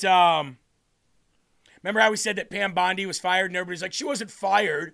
She was just put to another position. She's going to be working in the private sector, and Trump really likes her. Really? You know what's funny, Eli? The same people that said, oh, they're not fired, they're just moving on. And Kristi Noem wasn't fired as the Secretary of the Department of Homeland Security. She's getting another role. She's getting an upgrade. She's getting a promotion. I have not heard the name Kristi Noem or Pam Bondi from the administration, from their social medias, from their former social medias of former whatever they were, from the news, from anyone, unless we talk about them. Weird, isn't it? That those people who weren't fired, we don't hear from, even though they got promotions. They were fired.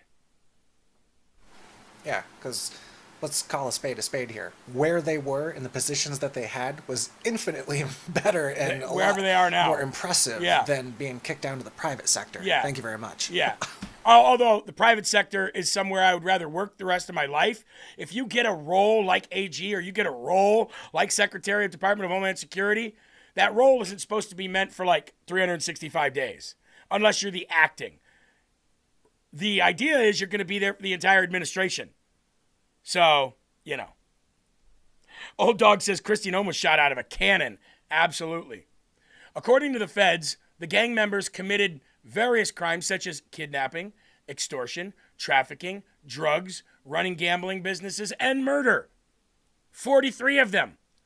The defendants were charged with 66 counts, including racketeering, conspiracy to operate an illegal gambling business, violent crimes in aid of racketeering, trafficking narcotics such as fentanyl, methamphetamine, heroin, and cocaine, and used firearms during a crime of violence. Quote, gang members who murder, extort, kidnap, traffic drugs, firearms, and are menace to our communities and our way of life, said the first assistant U.S. Attorney Bill Eisel. Today's arrests highlight the continuing operation between the federal and local law enforcement against violent felons and our unyielding determination to crack down on organized crime in our prisons and on our streets. Maybe they're gearing up for their big RICO case against Obama and everybody, which sounds like it is moving along quickly now. 25 members of the Associates of the Mexican Mafia prison gang were arrested on 3 federal indictments, charging them with committing scores of crimes in Orange County. The defendants arrested include people like Jamie Alvarado, Karina Cesena, Mario Flores, and more, all guilty of murder and everything else that we said. So, that was in Orange County. Does anybody here live in Orange County? If you do live in Orange County or near or around Orange County, California, your streets just got safer because Kash Patel's FBI just took almost 50 Mexican mafia members off the streets. Now, I know when it comes to the mafia, you cut the one head off and 5 more grows back. I get that. But what are you supposed to do? Let them run rampant? I don't think so. Judge Janine Pirro files a massive charges against Chinese slave labor scam lords operation in Burma and Cambodia. Curious to see what this says, huh? U.S. Attorney Janine Pirro just announced a massive takedown of Chinese-run slave labor scam compounds in Burma and Cambodia. Operations that trafficked, beat, and enslaved thousands of victims to steal billions from hardworking Americans. That's where our jurisdiction comes in. According to the Department of Justice, these weren't just scams. They were industrial-scale criminal enterprises built on human trafficking, torture, and deception. Federal investigators say that Chinese-run compound in Burma functioned like a modern-day prison camp. Victims, many lured with promises of higher-paying jobs, had their passports confiscated and were forced under threat of violence to run online scams targeting Americans. Inside these compounds, workers were allegedly beaten, threatened, and held at gunpoint, forced to impersonate U.S. banks and even the NYPD, and ordered to scam Americans, often elderly, out of their life savings. Authorities described the operations as one of the fastest growing and most devastating forms of cybercrime, costing Americans billions.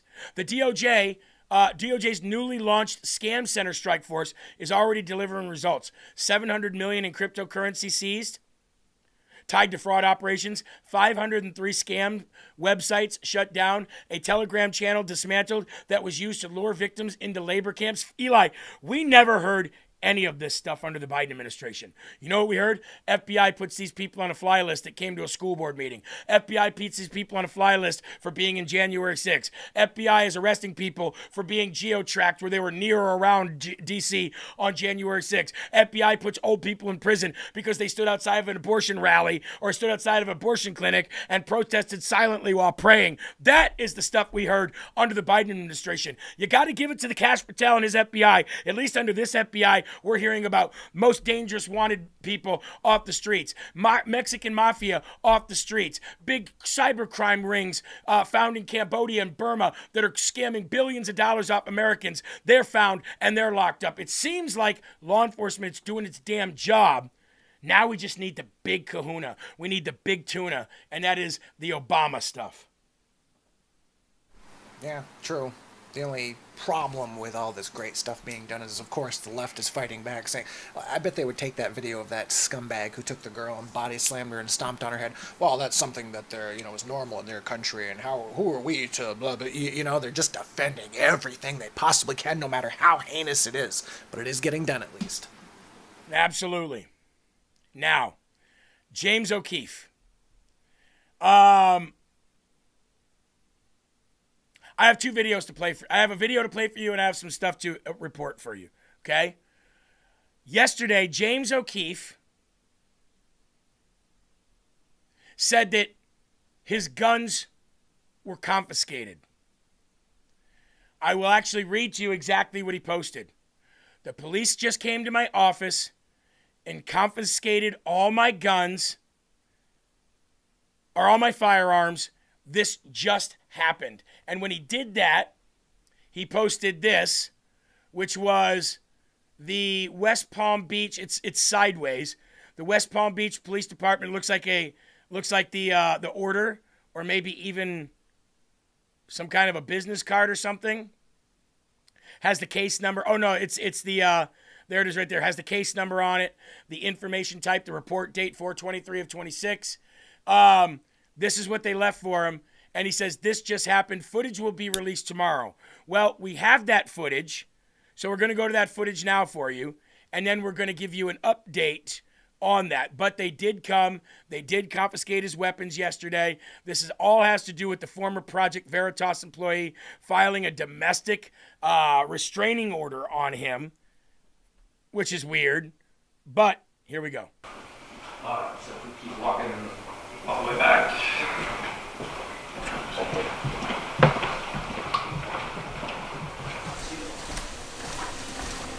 There's ottoman over here. Everything's on. This is all three? Yep, this is it.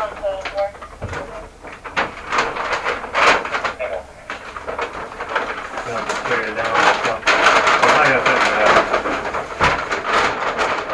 I could definitely go in the back. Yeah. Yeah, it's on the paper. Date of birth and everything? I'll get it when we get down, make sure. And he didn't have any, no, we good. Alright. We'll figure it out. You guys need anything from him? We just need his, as long as we... I've got his date of birth. Okay, we'll grab that when we... Okay. Yeah, alright. They don't need to see fadings.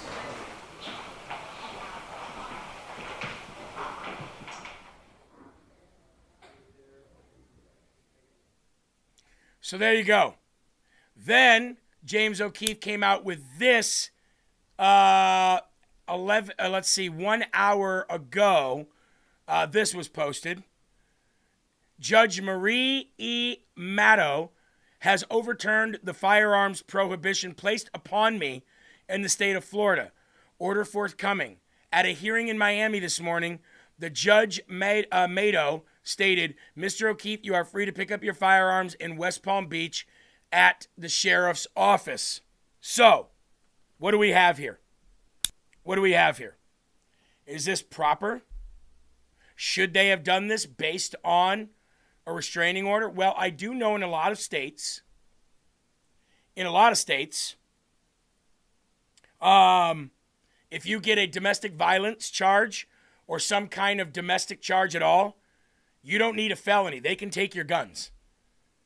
I think Texas even might be one of those states. I'm not 100% sure, but I think even Texas is.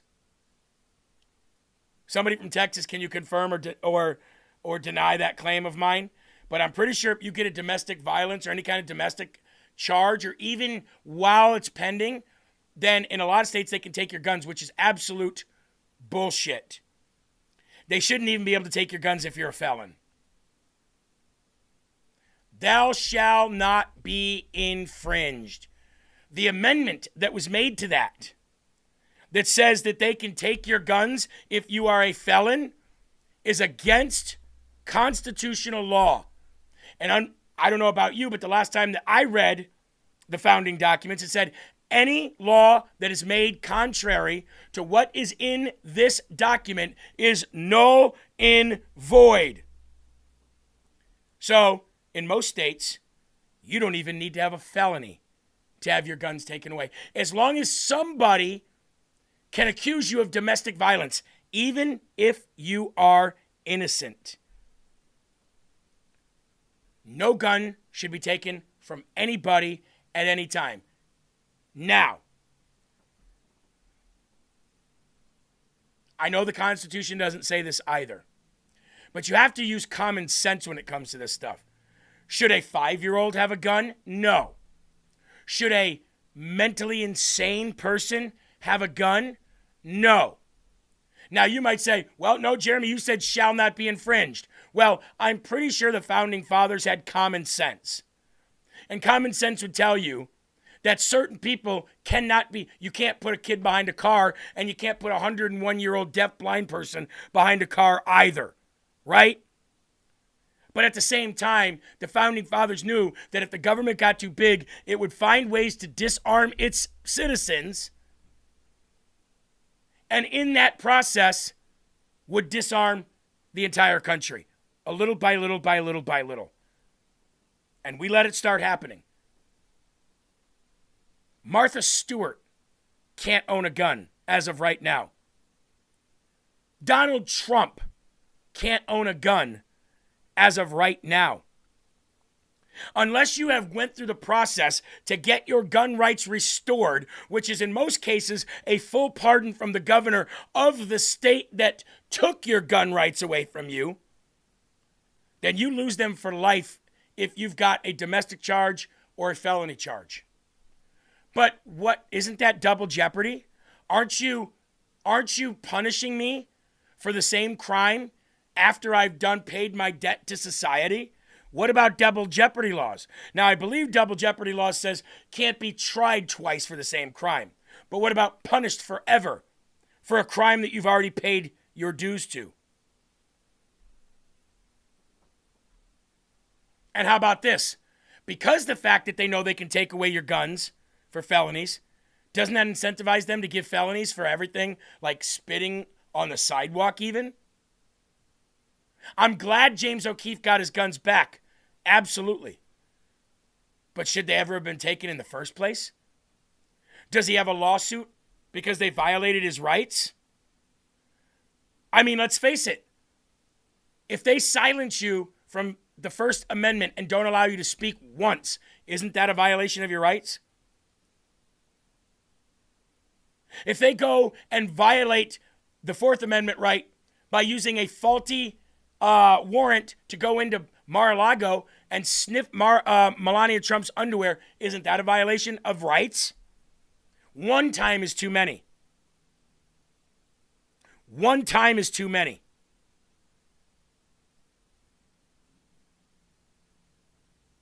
So taking his guns off premises is a violation of his rights. Because 214, you got it right. Innocent until proven guilty, right there.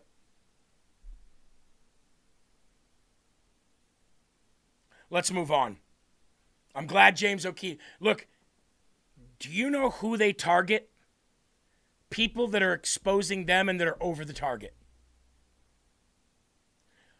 When I was on Facebook, before the Facebook page I have right now, I could grab my phone. Most of you remember.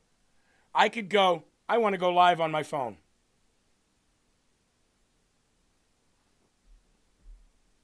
$40,000 people live. Remember those days, Eli? 40,000 people tuned in to see what I had to say on my freaking phone in a driveway. What'd they do? They silenced me real quick. They took all that ability away.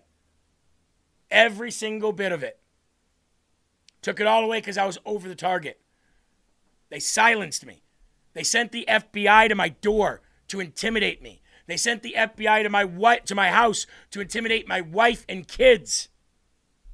When you're over the target, they come after you. And James O'Keefe, they've been after for a long time. How many times have they been after him? How many times have they served a warrant at his place or confiscated his phone or whatever, Ashley Biden's diary?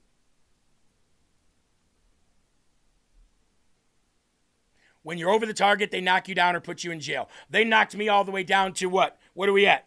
Eli, 3,500 live viewers. 10 times they knocked me down. By a margin of 10 times the people that I was speaking to before. So now, Eli, I'm not big enough to be over the target anymore. See that? See how they do that? And then they keep you down. Because as soon as you start getting big again, they whack your social media again. Oh, you get a violation. Oh, you violated our community standards. Oh, so they keep me on Rumble. This is where they keep me. I can't grow outside of Rumble. I have a pretty good Instagram page. I get millions of views on Instagram, that's fine. But unless it's bringing people to here to get the full story rather than a snippet of a short clip, I'll never, ever be over the target again because they won't allow that to happen. And James O'Keefe is as big as they come. And look what they're doing to him. Violation of his rights, he should absolutely sue. Now, speaking of lawsuits, speaking of violation of rights, speaking of people who are involved in silencing people like me and many others, the SPLC. President Trump had something to say about the SPLC yesterday. Let's go to that clip. The election was totally rigged. And when you look at what just, excuse me, how do you defend what just happened where your southern law, whatever it is, has given money to KKK? They're supposed to protect people, and they're paying all these people, crooked as can be, millions of dollars going all to all these people that they're supposed to be protecting from, but they're actually supporting them because they want to have companies that they can protect and because they want to rig elections. That was all a rigged election. All of the things with Charlottesville, all of the stuff that they did, and you won't bring that up, but you'll bring up some nonsense. The election was totally... LT Dan says, I can see why you're not growing. You sound like a whiny baby, and you sound like a jealous bitch. Eli, now we're going to have one less, and we'll grow even less. Ban Dan, Lieutenant Dan, because he has no legs to stand on. See ya, Dan. One less now. Maybe that's why I'm not growing, because I banned pieces of shit like you. Just saying. The SPLC bought and paid for Charlottesville, bought and paid for the Patriot Front, bought and paid for, I believe, many of the right-wing influencers that you see today. It's funny, isn't it, Eli? Candace Owens put out a post yesterday. Well, you know what? Let's get to that in a minute. Let's go to this first. This is Charlottesville. This is bought and paid for by the SPLC. This is that day that Joe Biden said it was that day. It was that day that I decided to run. It was that day that I said I got to run against Trump because the actions of Charlottesville were so bad. How many times did they use there are both fine people on both sides stuff to try to sway the election? And it was all bought and paid for by the SPLC. Jews will not replace us. Jews will not replace us. Huh. Who does that sound like?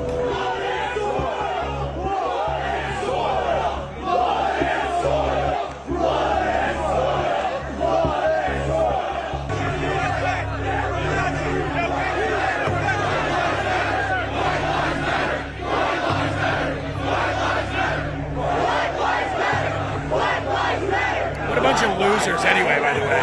Both these groups.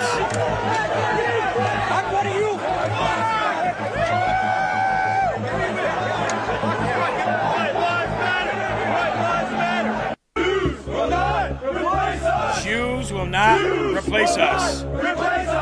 Jews will not replace us. Eli, who does that sound like? It's really weird. Gee, I can't put my finger on it, but I did not see that coming. What a bunch of retards. Yeah, I did not see that. These people, and who helped organize it? Nick Fuentes. Jews will not replace us. Boy, it sounds a lot like what he's saying today, which is really weird because none of these people did a stream yesterday. Like, these people stream every day. Who am I talking about? Well, let's enlarge this real quick. This is my friend, MAGA Mafia Media. You probably see I collab with him all the time. These people did not stream yesterday, Eli.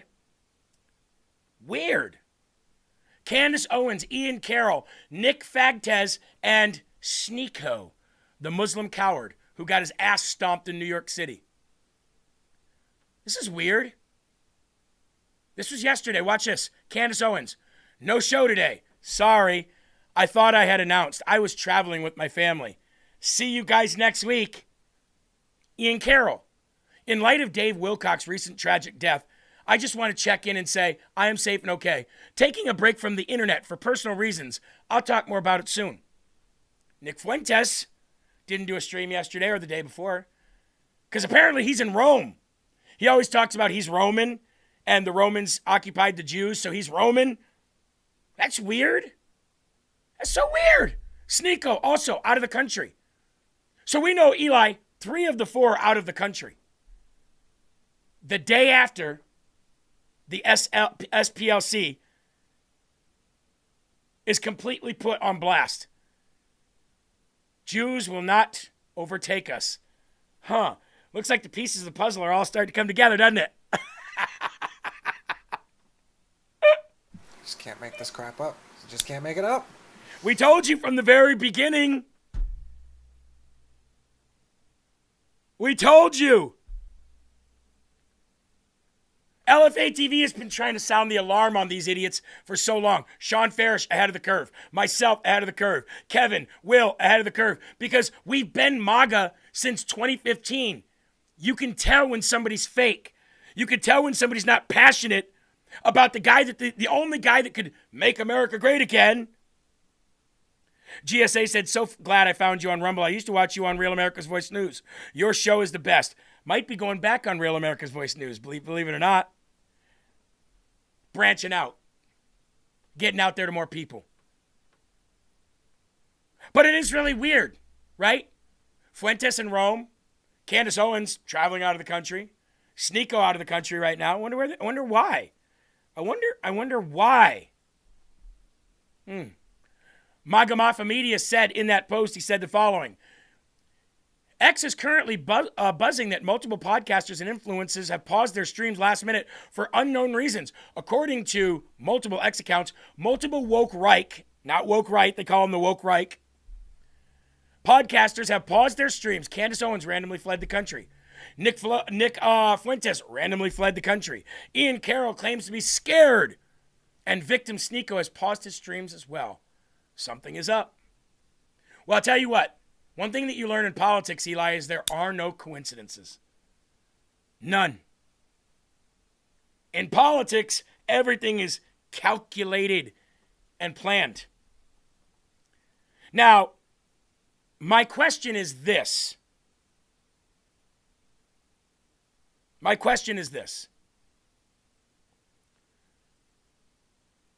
If you're not part of the SPLC and they haven't been paying you, and they didn't pay Nick Fuentes $300,000 at the start of the Charlottesville, which is the claim right now, and you know that everybody on the internet is saying this stuff, you can't tell me that they don't know that this is happening, that everybody's calling them out, that their own people is saying, where are you? We need you now more than ever.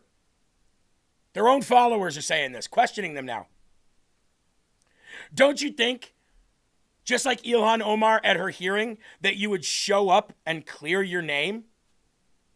Don't you think you'd at least show up and be like, all right, guys, I know there's a big conspiracy theory right now that I've been taking money from the SPLC, but let me prove to you that I'm not.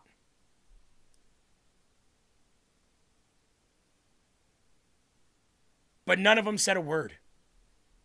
As a matter of fact, let's go back to 2014 when the SPLC put Dr. Ben Carson on an extremist list. Dr. Ben Carson, I don't think that guy's ever even swatted a fly. The SPLC has been engaged in CIA government disruptive tactics that we use in third world countries daily. Right here on America. Right here on American soil. SPLC, Act Blue, Black Lives Matter, Antifa, all of them. all paid for by people like George Soros. Why is George Soros? You know what? If Jeanine Pirro, this is a question I just thought of. If Judge Jeanine Pirro has the ability and the jurisdiction to go after crime organizations in Burma and Cambodia, then why doesn't she have the jurisdiction and the ability to lock up George Soros' bitch old ass until he's dead? And his son, Alex Soros. You know that money's tied to them. It's in financial disclosures. That's how you can get away with saying Soros backed, Soros backed, Soros backed. Islam said, and let's not think for a second that Candace just casually forgot she was going on vacation. Absolutely. Look, I'm sure that some of these people have made some good points in all of their rambling over the last year. I'm sure they have. But it's all fake. When are the people that follow them going to realize that? They're just being lied to, and the SPLC is the one behind it all. Unreal. Ben Carson, bro. The SPLC apologizes and removes Ben Carson from the extremist list. The Southern Poverty Law Center has announced that they have removed Dr. Ben Carson from their extremist file. In an unsigned statement released on Wednesday, SPLC said, this was in October of 2014, that we posted an extremist file of Dr. Ben Carson. This week we have come under intense criticism for doing so. We've reviewed our profile and have concluded that it did not meet our standards. So we have taken it down and apologized to Dr. Ben Carson for posting it. Well, it either met your standards or it didn't. Do you know your standards? Why was he ever put on it? Who was in charge of putting that standard list out there? You see what I'm saying? Freaking Ben Carson? Aeropink said Laura Loomer says that Nick and Candace are in Italy together. I don't know where Candace is, but I know that Nick is in Italy, in Rome.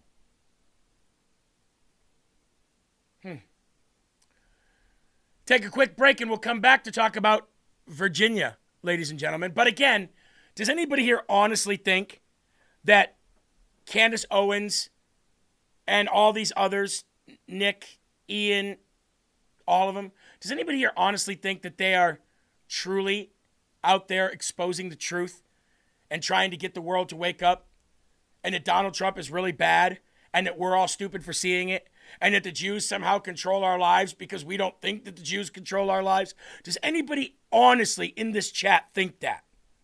Come on. Eli, you know what they say? If I say, I've never even had an encounter business-wise with a Jew.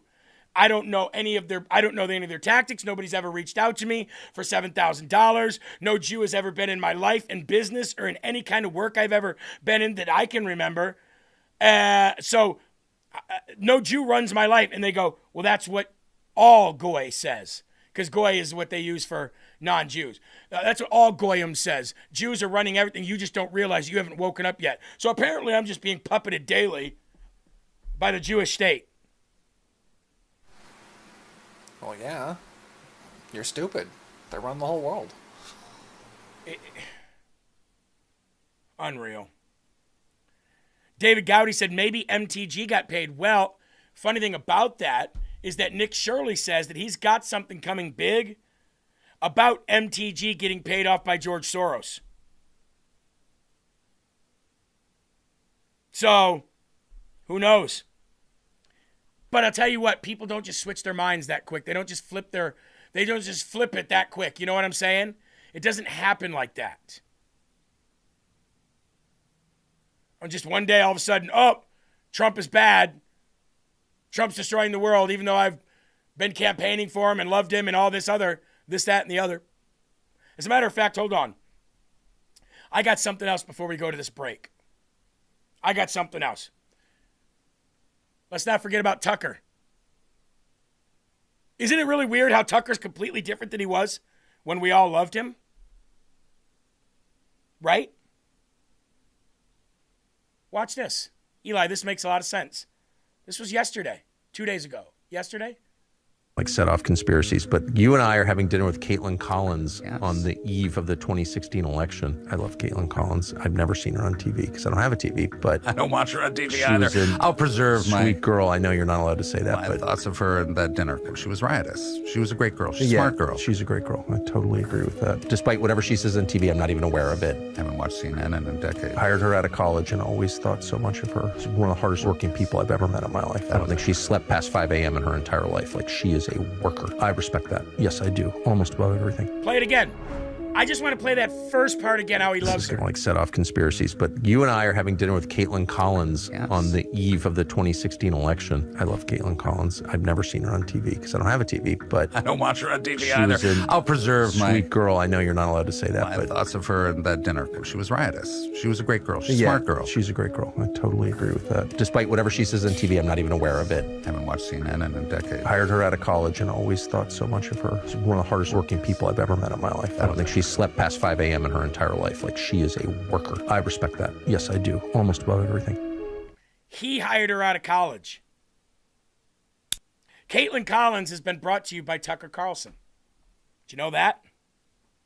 Tucker Carlson hired Caitlin Collins out of college. Loves her. Still to this day, has dinner with her, talks to her, loves her. Great, one of the greatest person he knows. One of the hardest working people that he loves. You think he would have said that when he was on Fox News? You think he would have exposed himself and said that when he was on Fox News? Funny how we're starting to get all of this now, isn't it? Funny, one day, Tucker's one of us, preaching against what we're saying. Yes, Tucker also said that Christianity is socialism. You're absolutely right. In that same interview. Christianity is socialism. No, this was another interview. Sorry.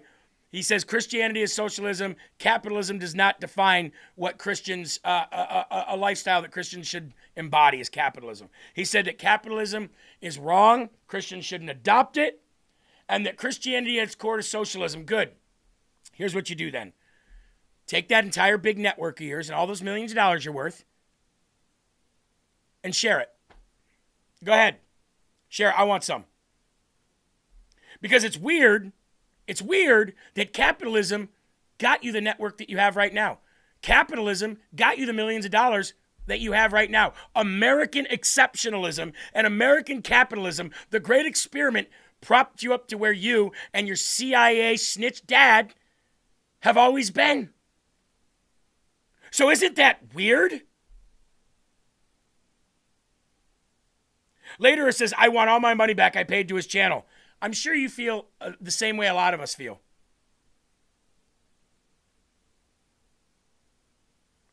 The Joy of the Lord said maybe he wasn't saved when he said that.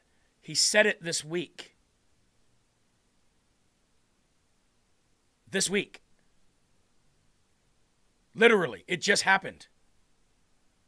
So he's not saved? I mean, look, I'm not here to say whether a man is saved or whether he isn't saved. I don't know. It's none of my business whether he is or whether he isn't. It is my business when he's fractured everything that we've built for the last 10 years by finally coming out as somebody he never was. Or somebody he's always been, I should say. And Al Goldley says, it's amazing how what money does to people. C. Geringer said, the fruit is rotten. Chicky Mama says, Tucker is a Muslim simp. Melly says, that's why I'm careful of who I give money to. That's how elitists think. Rotten Tomatoes Tucker.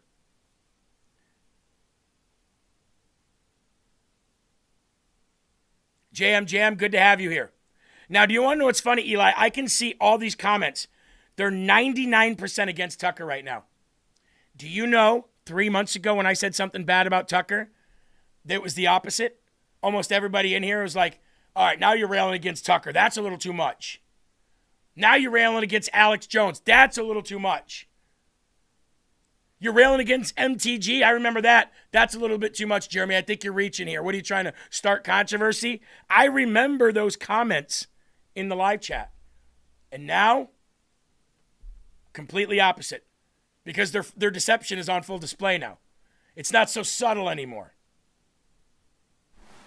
You know, going forward, when you have one of these, what people would consider at the time, outlandish predictions of how these people are going to end up being, it ought to be a segment. And then we cut that segment, we save that segment, and then we play it with, you know, months later, years later, when it actually does happen to come true. Line them both up. Do like everybody else does, the before, the after. And here's the thing, folks. It's not because anybody here has some kind of premonition, you know, any prophetic ability. It's not anything to do with that. Never at all. It's always about, we do this every day. We know when people are fake. We can feel it. You can see it. You know when somebody's MAGA or not, right? It's like this, Eli. There's this girl. I can't remember her name. She's Jewish. She does these, she does with that Nick Mata, the guy that's going to be coming on that kind of, we were supposed to have on a month ago, but things kind of got delayed because he went over to overseas and he was doing some stuff. But either way, this girl who she goes on these sites where you can just like randomly have people come up and then you guys just have a discussion.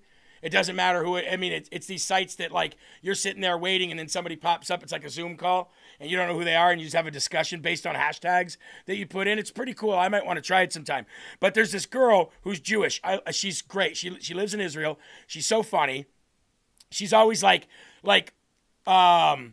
trolling people that come on there and be like, "You dirty Jew," and she's like, I'm a Zionist, and I'm going to pay $7,000 to people to destroy you every chance they get, and I'm part of the IDF, and we're controlling you right now. I'm controlling your mind. Don't you feel it? Anyway, she's really funny. But anyway, she got on with a Muslim, right? And the Muslim was like, "I'm not Muslim. I'm Jewish." And she goes, "Oh, really?" He said, "Yep." She goes, "Say Muhammad is a false prophet." And he goes, she goes, no, say it. Muhammad is a false prophet. And he's like quoting all this Jewish scripture to her. And she's like, "I don't believe you're Jewish. Say Muhammad was a false prophet." And he goes, "Muhammad was a false prophet." And she goes, "Oh, no.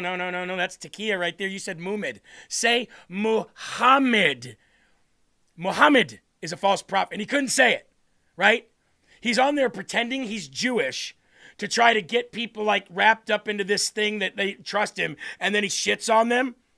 And she said, "Before we do that, just tell me, if you're not Muslim and you're Jewish, that Muhammad is a false prophet." Alhamdulillah, she says. And he couldn't do it. And she's like, "That's what I thought, bitch." And he hung up on her. But the same thing with MAGA. You can tell who's MAGA because you just get, there's a few, it's kind of like when we would vet people to come on for elections. We'd say, "Do you believe that the 2020 election was stolen or not?" "I do." "You do what?" "I do believe the 2020 election was stolen." "Okay, we can move forward." But there's these key questions, Eli, that you can ask them that'll really get their goat, right? And that's the same tactic I plan to use in DC. I don't plan to ask respectful questions. I plan to ask questions, and if they don't answer them, I plan to say things that really get them upset. And you can find out who they are real quick. And this woman, she's like, "Just say Muhammad's a false prophet. Just go ahead." I would have loved to have joined her and said, no. You can't say mumu. You can't say mimi. You can't say mama. You have to say Muhammad. And I want you to get that. Gird your loins, pull it from deep down in your stomach and say Muhammad. Maybe I saved that. I'm going to see if I saved that. I think I did. I kind of want to watch it now. Let's see. Maybe I did. Hold on. Did I save that? No, I don't think I did. I sure as heck don't think I did. Son of a gun.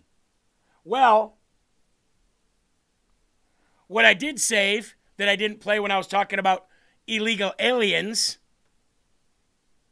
was this. What you're about to see is the illegal alien flow into this country from 2020 until recently. You ready? Check this out.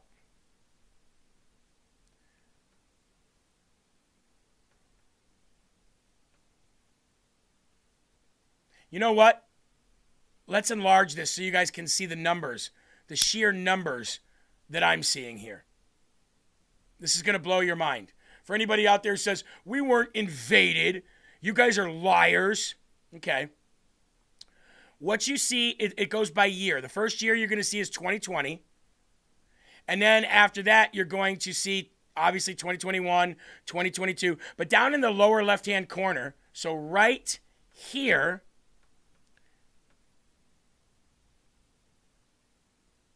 there we go. Look at that. Look at these numbers. Look at that. And this is where they all went that we know of. What states they went to.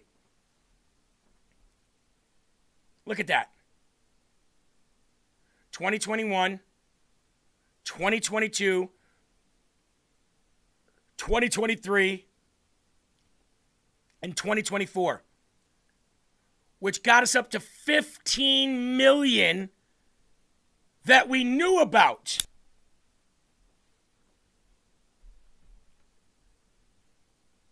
$15 million that we knew about in 4 years.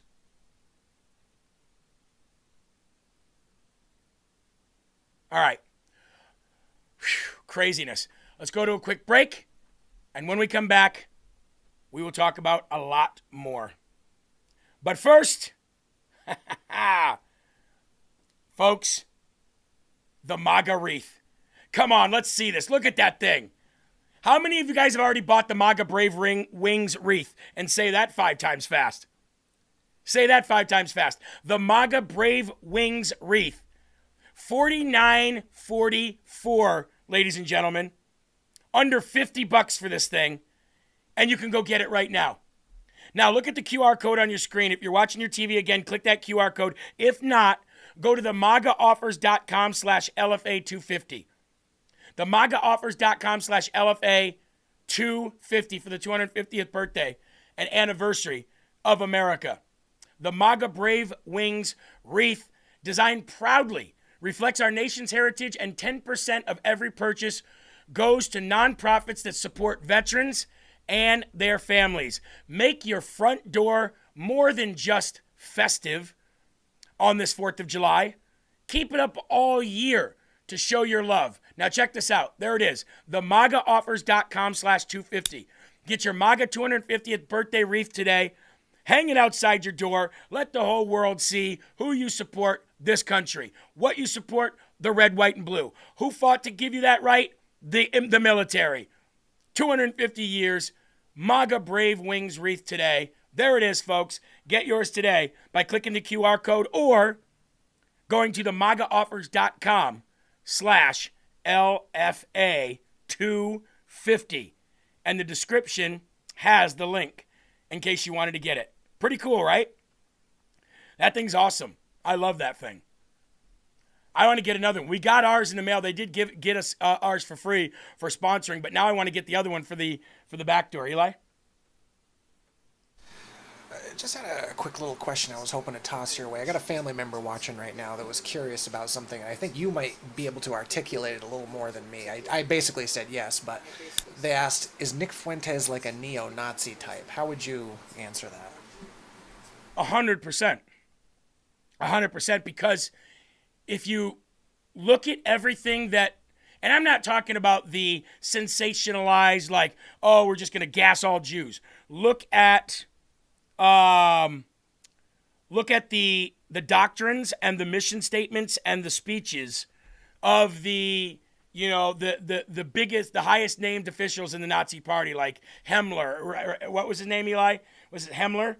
Was his name one of the top officials there? Hitler's top officials? Was it Himmler? Heinrich Himmler, I think his name was. Yeah, something like that. Heimler, I think, something like that. Heinrich Himmler or something like that. I probably get his name wrong, but I remember reading some of what he said. And the reason I did this was because people were saying, hey, if you actually go back and watch Hitler's speeches in English, he makes a lot of sense. They're not wrong about that. If you go back and watch some of Hitler's speeches as he rose to power, they sound a lot like Donald Trump's. That's why they say Donald Trump is Hitler.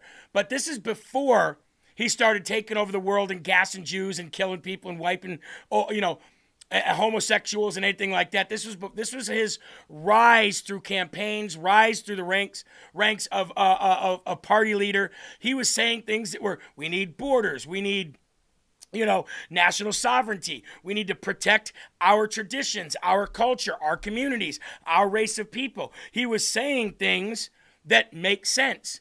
But then there was a change in what he was saying. And once there was a change in what he was saying, you can actually almost see it if you go back and watch some of the speeches. And you can get it through AI. You can run his speeches through AI or any kind of search engine, and they'll translate it for you. Run it through a translating program. Doesn't even have to be AI. There was a point in where Hitler went from speaking common sense to speaking craziness. Now, I don't know if that was after the drugs started kicking in or if he always had that plan, but it's his speeches post the common sense speeches. And the speeches that came post that, those were the eradicate all of them, kill them all because we can't reason with them. You know what I mean? The only good Jew is a dead Jew, and so on. And it wasn't just Jews, by the way. It was Jews, it was blacks, it was homosexuals, it was pretty much anybody that didn't have the same lifestyle or opinion or narrative or agenda or whatever. That was where the switch is. And if you listen to Nick Fuentes, Nick sounds exactly like that. Exactly like post, crazy Hitler, the crazy Hitler. Not the common sense speaking Hitler when he was young, because he had a lot of really, really, really good points about your country. But that's what they'll do. They'll take what Hitler was saying back before he had completely rose to power, and then they put it up next to Donald Trump's and they say, see, they're the same person. But they were talking about preserving your country and having borders and having a nation. You know what I mean? Anyway, that's the best way I can describe it, is match what Nick Fuentes says today to what Hitler's crazy side was saying towards the end when he was killing everyone and taking over the world. They sound exactly alike. Do the same thing they do to Donald Trump and match their speeches up. But, Eli, we didn't even really have to do that. We put out a short clip the other day where he was parroting the same thing that Anna Kasparian was saying about how we need to, eliminate Jews and all that stuff. And don't think that it just stops there, folks. Their hatred for Jews, if all Jews were dead today, they would move it to something else. They just move it to something else, that's all. I noticed it was like a great example, I think, here in the chat. Slam just said, the one thing I agree with Fuentes on is his stance on deportations. He thinks it needs to be way faster and way more. Every common sense, that's a common sense Hitler statement, but that doesn't dismiss all the other crazy things that Fuentes says. Every common sense person thinks we need deportations faster and more, obviously. Yes. But that's just something it's a tidbit that he throws out there. Oh, that's right. He said some crazy shit, but I agree with that. Yeah. No, and look, you can find things that me and Democrats agree on. You can find things that me and Democrats agree on. That doesn't mean we're the same. Right? I mean, I'm sure that you can find things that me and people in China agree on. That doesn't mean we're the same. Betty just said, did my rant show up before the money? Love the show. Keep telling the truth. Use where needed. $50 donation. Thank you, sweetheart. Really appreciate that. A lot. Okay? Wish I could give you guys more thanks than I do. NL Goldie says, remember that guy Destiny? He's a wacko. Same stuff. Same stuff. Yep. MAGA is not Hitler-esque. Not even close. Now, like I said, Eli, you've done it. We've done it. We've listened to some of Hitler's early speeches when he rose to power. We translated them. I wanted to see if I was being lied to when I grew up, because all you saw when you grew up in school was Auf einige Wege zu Fischwegen und bei Streik und Beachting, Futen mein Notenbacken. Right? That's all you saw. And then you're like, then you see the graves of thousands and thousands of Jews just being, bulldozed in there. And it's like, wow, that guy must have been saying some serious shit. Then you go back and you watch it. I wanted to see, was I being lied to? Do these people have a point about Hitler? And they do, but they're talking about Hitler when he was in his early political party, not when he rose to power and was wiping out the world. There was a difference there. There was a shift. Yeah. Very true. Let me just say, no offense to anybody German. I love German people. Your language is terrifying. Terrifying. You could say I love you with all my heart, but if you say it with enough conviction, that is terrifying. Yeah, Russian too. Russian and German, both of them. You know, they just sound like, dang, dude, can you just lighten up a bit? Like, can a German say, would you like to go out and have coffee with me without saying, I want to kill all, without it sounding like I want to kill all blonde hair, all non-blonde hair, blue-eyed people? I mean, is that possible? You know? Great example. If anyone's seen Star Wars: The Force Awakens, there's that guy at the very end he was like going freaking crazy, going, "They will bow to the First Order." Somebody redubbed that in German, and at the end, all the troops go. I was like, "Oh, I get it now." Patriot says, haha, you do German well. It's funny. Well, that's just because I learned from a song a long time ago. There was a recipe for cake. It was put out in a song form to make it sound like it was a Hitler rally. And you heard the people in the back. You heard the dun, dun, dun, ch, ch, dun, dun, dun, ch. And all the people were like, ah, ah. And somebody just put out a recipe for cake in German. And it sounded like a Hitler rally. And then you translate it and it's just like, add no eggs, 2 cups of milk, batter, stir for 2 minutes. Literally. I asked somebody that one. They said it was like hemp cake or something too. I can't quite remember. I was like, oh, actually it sounds delicious. Terrifying, but delicious. Yeah, exactly. So I memorized that when I was young, and I can do the whole thing. And when I do it for Eli, I think I see Eli go, ugh. It's like that those Maxwell tapes where the guy's getting like blown away by listening. I'm like, yeah, okay, all right, oh my god. And I'm over here going, Die Heer Forsata, ein Harbetisch Schmier, Augen bei Volksensdrücken from Teigformen. And Eli's like, ah. I'm like, I'm just doing a recipe for cake, dude. Chill. Looks like you're enjoying that a little bit too much, mate. All right. Yeah. It's like, I think it looks like you're enjoying that. Well, I didn't mean it that way. Pretty sure you did. Pretty sure you did. $10 says Nick Fuentes is like creeping this channel right now. Oh, I'm going to take this and tell everyone that he's a rally leader. Actually, Nick Fuentes is probably watching this going, oh, God, don't do it. Ah, he just can't help it. I like this guy, yeah. I really like this guy. He knows what he's talking about. Wow. Were we supposed to do a sponsor? I think we were. Probably shouldn't do one now, though. Probably should separate from the Hitler talk before we do a sponsor. That sure took a turn for the worst. Hey, can you imagine if AOC was not AOC, but Ilhan Omar was German, and she was like, They want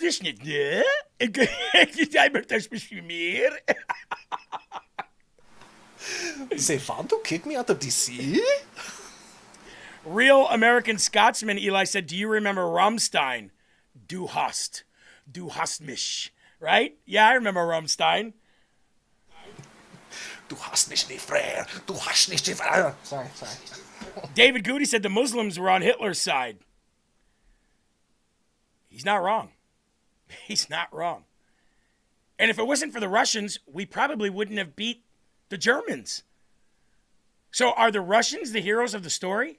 I mean, I know America is coined as the heroes of the story because we are, awesome.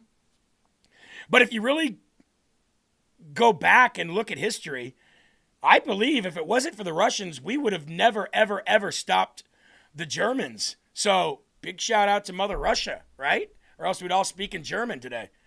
I mean, I think I'm right on my history on that. Eli, can you do a little history search on that for me? Because I don't want to be wrong. Just ask, if it wasn't for the Russians, would we have won World War II? Or did the Russians make it possible to end Germany's advancements? I'm pretty sure it was the Russians. Right? The Russians fought from the east. There were many Russian Jews. Oh, yeah, there were. A lot. 100%. Because the Russians were savage. They sure were. Yes, they invaded Germany from the east. Yeah, they kind of like, not bottlenecked, but they kind of like, gave them nowhere to run. And if it wasn't for that, Germany was close to winning World War I, not World War II, said Casey Maga. Yeah, they came back to try again. They didn't work out so well. Got Your VI said, it was the winter on the Eastern Front. Winter is coming. What do you got there, Eli? What'd you come up with? Yeah, is the Soviet... Yeah, stop that. Don't do that. The Soviet Union played the primary role in halting and reversing German advancements on the Eastern Front, responsible for the vast majority of Nazi military casualties during World War II. Yeah, man. So all these people that hate Vladimir Putin and hate Russia, you better thank him. You better thank him because you'd be speaking German today if it wasn't for Russia. All right, we're going to get right into the next story now that we've kind of hung out here for a little bit on a Friday. Virginia. We got to go to Virginia. We got to talk about what's going on there because it doesn't look good for Democrats. State Supreme Court, it looks like they're going to uphold the lower court that says that they could not do what they did, which would be great. But before we get to that, I want to get to this Democrat. During a floor debate on gerrymandering, Virginia State Senator Lamont Bagby says he knows a little bit about rural America because he watched Dukes of Hazzard. And listen, I almost took issue with the other side saying that we don't understand. But I grew up watching the Waltons. Okay. I grew up with Opie. Okay. I even watched the Dukes of Hazzard. Ooh, Boss Hogg. I think I know a little bit about rural America.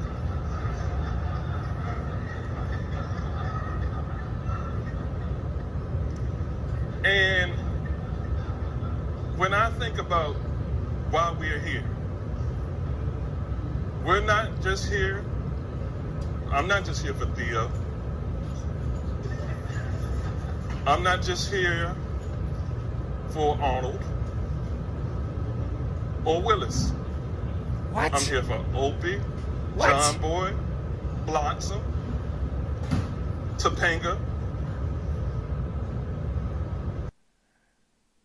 Topanga? Boy Meets World? I only know that because I used to have a crush on her, Eli.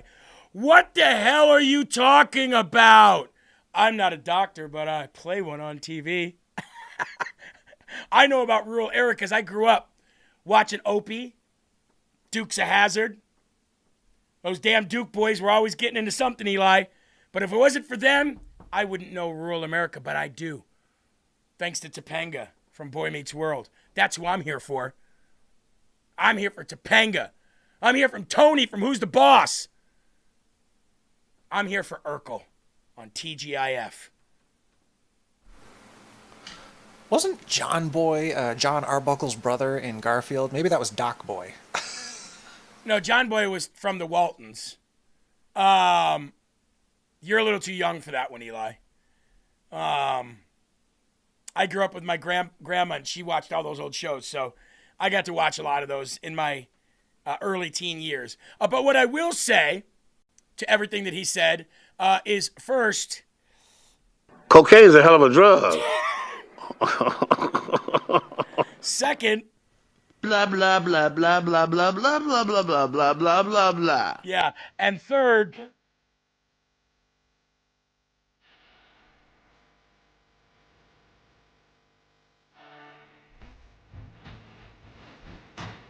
Well, it's a good thing for TV so people can understand how everybody else lives. It's a good thing for Dukes of Hazzard. Anyway, President Trump doubled down on the rigged election in Virginia. And if that's the case, where's the FBI? Eli, by the way, on a Friday, even with these low numbers today, we are number 3 on the live leaderboard. Just looked at that, by the way. Thank you, guys. You guys are rocking. Department of Elections earlier today and asked them if they had seen any evidence of election tampering, of fraudulent mail ballots being cast in the Tuesday election, or if there was any evidence of non-citizens voting in that election. Why did you say that that election was rigged? Well, you have mail-in ballots, and they found a lot of them at the end of the day. All of a They said that sudden, they have received no credible information related well, to I this. know you'd say that no matter what. You know, you've been saying that for years, and now they're finding out that the 2020 election was totally rigged. And when you look at what just, excuse me, how do you defend what just happened where your southern law, whatever it is, has given money to KKK? They're supposed to protect people, and they're paying all these people, crooked as can be, millions of dollars going all to all these people that they're supposed to be protecting from, but they're actually supporting them because they want to have companies that they can protect and because they want to rig elections. That was all a rigged election. All of the things with Charlottesville, all of the stuff that they did. And you won't bring that up, but you'll bring up some nonsense. Let me tell you, the election, we were winning all day long. It's a totally horrible situation. Hopefully the courts will overturn it, what they did in Virginia. You have a grossly incompetent governor. You had a very good governor. He did a good job. You know, all those companies that want to move into Virginia now, they want to move out and go to a different location. So that's my opinion. I believe it was a rigged election. Virginia's known for it. It was a rigged election. They had a lot of ballots, mail-in ballots. Anytime you have mail-in ballots, you have cheating. Did you have something? Yes. That reporter right there, by the way, that he was talking to, he gave it to her a little while later. He said, "You're a disgrace." Did you hear what I just said? He says to her. But that other executive order on the mail-in ballots came out. Again, that's a second executive order on the elections coming up in the midterms. He says we're not allowing it. So whether John Thune does it through the Senate or through the proper, House, Senate, and then onto my desk for me to sign, one way or another, we're doing it. One way or another, we're doing it. I'll expose these people on the way so that they ruin their political careers, but one way or another, we're not letting this happen. He's absolutely right. We talked about the vote dumps, but I told you the vote dumps are not going to be what wins the overturning of this in Virginia. It didn't do it in 2020. Why? Because we didn't have the laws. We didn't have the enforcement against it. We still don't. Mariah said, "Thank you for everything you guys do, for always giving us the truth. I watch every single day, and I love LFA. You guys are great." Mariah, a $50 donation on this fundraising Friday. Thank you, girl. Thank you. He's right. The mail-in ballot late vote dumps, they always push a Democrat ahead. They save them till they realize how much they need. And how they do that is they go, how many votes are in? How many precincts are left? How many districts are left? How many registered voters are in those districts and precincts? Okay, so we're down by 30,000 and there's only 30,000 left to vote. Okay, well, how many of those are registered Democrats and Republicans? Half and half? Okay, so we know by that number, here at the end of the night now, we need 40,000 mail-in ballots. All yes. Bring them in. That's how they do it. It's always about the damn mail-in ballots. And John Thune wants to sit on his lurchy ass and do nothing. That's all right. That's all right. I told you, it wasn't going to be the mail-in vote dump that got this overturned. It was going to be the courts and the violation of the law. So let's hear what the former Attorney General there had to say. Ken Cuccinelli, he's a Republican. Ken, good to see you. So first, I guess let's get to the breaking news. This judge in Southern Virginia ordering the result. Ken Cuccinelli, by the way, he's a Republican. Why'd you do that? Why'd you do that, fake tapper? Here's Ken Cuccinelli here, former Attorney General there. By the way, he's a Republican. So you're already setting the stage for the audience not to believe him and you to have some kind of a quarrel with him. Instead of just listening to what the man had to say. Right. To not be certified, the judge called the ballot language flagrantly misleading. What's your reaction? Right. Well, it certainly was flagrantly misleading, but my basic reaction is that I appreciate lower court wins, but the Virginia Supreme Court is going to decide this. And to Terry's point about, well, hey, if they didn't decide it before, there's a reason the Supreme Court held off until after the vote. Over 100 years of Virginia legal precedent says that the vote in a referendum is part of the legislative process. it's analogous to a governor signing a bill. You don't sue on a bill that hasn't passed yet. So what they've done here in terms of timing is very much in keeping with the Virginia legal history. What isn't in keeping with Virginia legal history is how this General Assembly has so blatantly ignored the requirements of the Constitution to amend the Constitution. So I think it's highly likely that this will be overturned probably in May.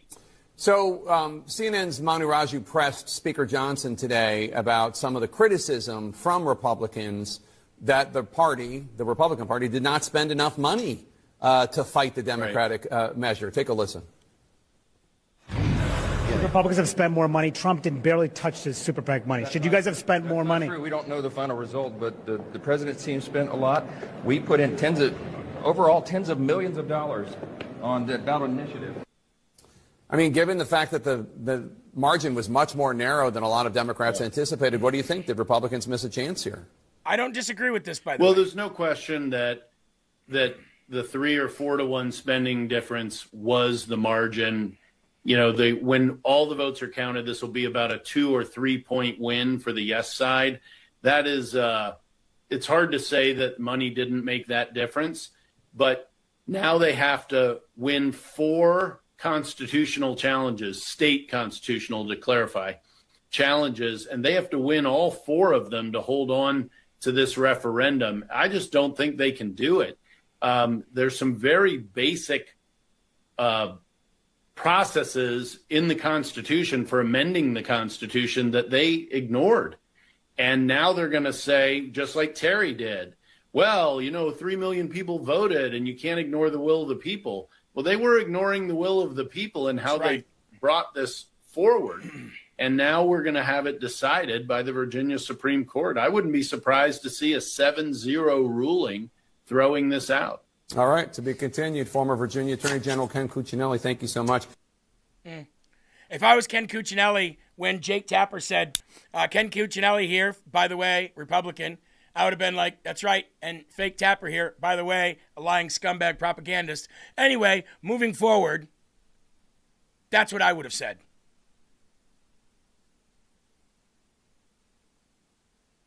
But either way, I agree with everything that Ken Cuccinelli said, and I also agree with something Jake Tapper said. See that?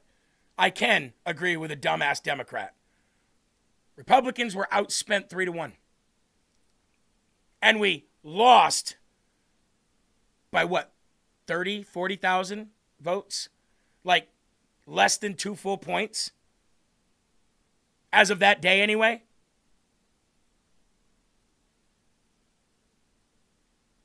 And we're outspent 4 to 1, 3 to 1, whatever it was. Because the RNC didn't do its damn job again. Where's that gutter guy? What's he doing? You have GOP coffers. That's how much money you have for nationwide races, right? You can put them into states. You can put them in for nation races, state races, whatever. GOP. And they didn't do their damn job again. They just sit on their hands, and they're always on defense. The Republicans live on their heels. Democrats live on the balls of their feet, pushing forward, always. This has always been our problem.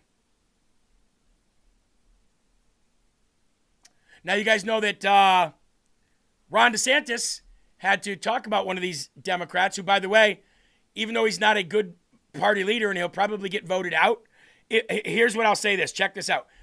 If the Democrats lose the midterms, which I think they will, I believe Hakeem Jeffries gets voted out of House Minority Leader. He's pushing so hard. He's lying so much and pushing so hard because he knows if they don't win the midterms, that's why he's willing to do anything he has to do. Because if they don't win the midterms, Hakeem Jeffries is out and he'll never have a chance to be Speaker of the House.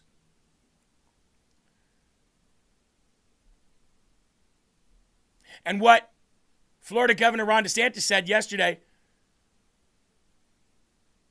Come on down to Florida with that crap. You want to threaten Florida? Come on down here and go door to door and say what you said from D.C. I guarantee you they slam doors in your face. President Trump last year called upon states to redraw lines so Republicans would not lose control of the House in the upcoming midterm elections. And by the way, he asked them to requested that they redraw lines based on population reduction or growth, not just, hey, redraw lines. And where they're unfair, redraw them. Meaning where we're getting, like, where the Democrats are getting representation where they shouldn't, redraw them because they don't give it to us. That kicked off a series of state actions in both parties who tried to expand the number of seats to likely go their way. Florida's up next with a special session on tap for next week.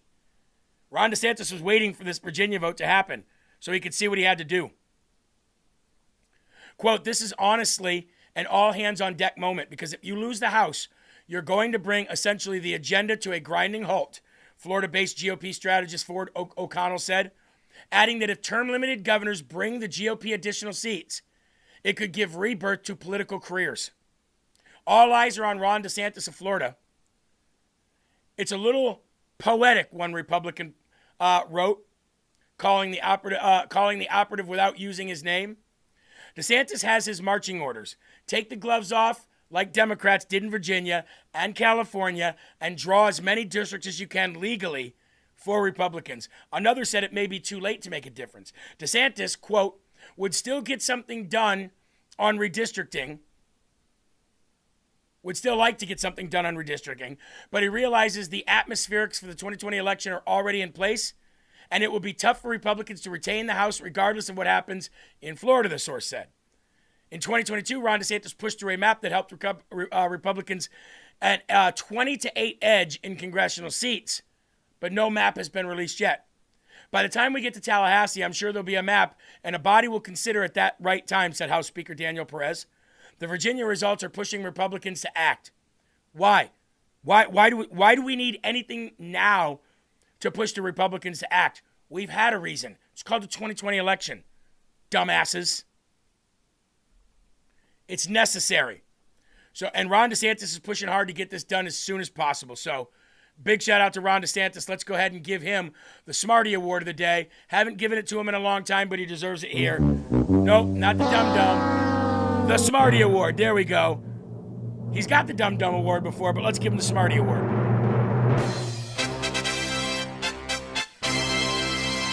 B.A. Palumbo says Palm Beach County is purple. It needs to turn red.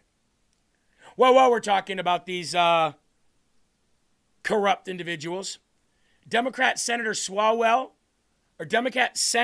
Ruben Gallego and former Congressman Eric Swalwell partied all night in a Colombian club, despite the credible threat to his life. Ruben Gallegos. Now we're finding out more partying about these two. Ruben Gallego partied all night in Colombia in a club, despite a credible threat to his life. Gallego is currently under review after GOP Ana Paulina Luna's alerted Senate Majority Leader John Thune to his potential sexual misconduct after the Eric Swalwell resignation from Congress. Gallego and Swalwell were very close friends. However, Gallego distanced himself from Swalwell right after the sexual allegations. Then we started showing them partying everywhere together. Last Tuesday, after the fifth Swalwell accuser came forward at a press conference, Gallego threw Swalwell under the bus, if you remember, when he was looking all like, ooh. He said, Eric Swalwell lied to all of us. He lies to the most powerful people in the country. And we all trusted him. A reporter asked Gallego if he was the one in the hotel room next to Eric Swalwell in the leaked video. Martin Shkreli and Jack Posobiec released videos of Swalwell sitting on a bed with sex workers. We've seen the videos. We don't have to show them again. Gallego allegedly walked to the nightclub after dinner at 3 a.m. in Colombia this Thursday. This last Thursday. Yesterday. Or maybe it was a week before. Gallego said it wasn't him in the video, but on Thursday, It was reported that Ruben Gallego partied until 3 a.m. at a club in Colombia.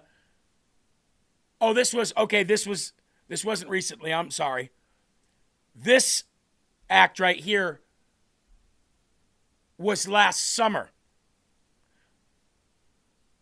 But last Thursday, this was put out.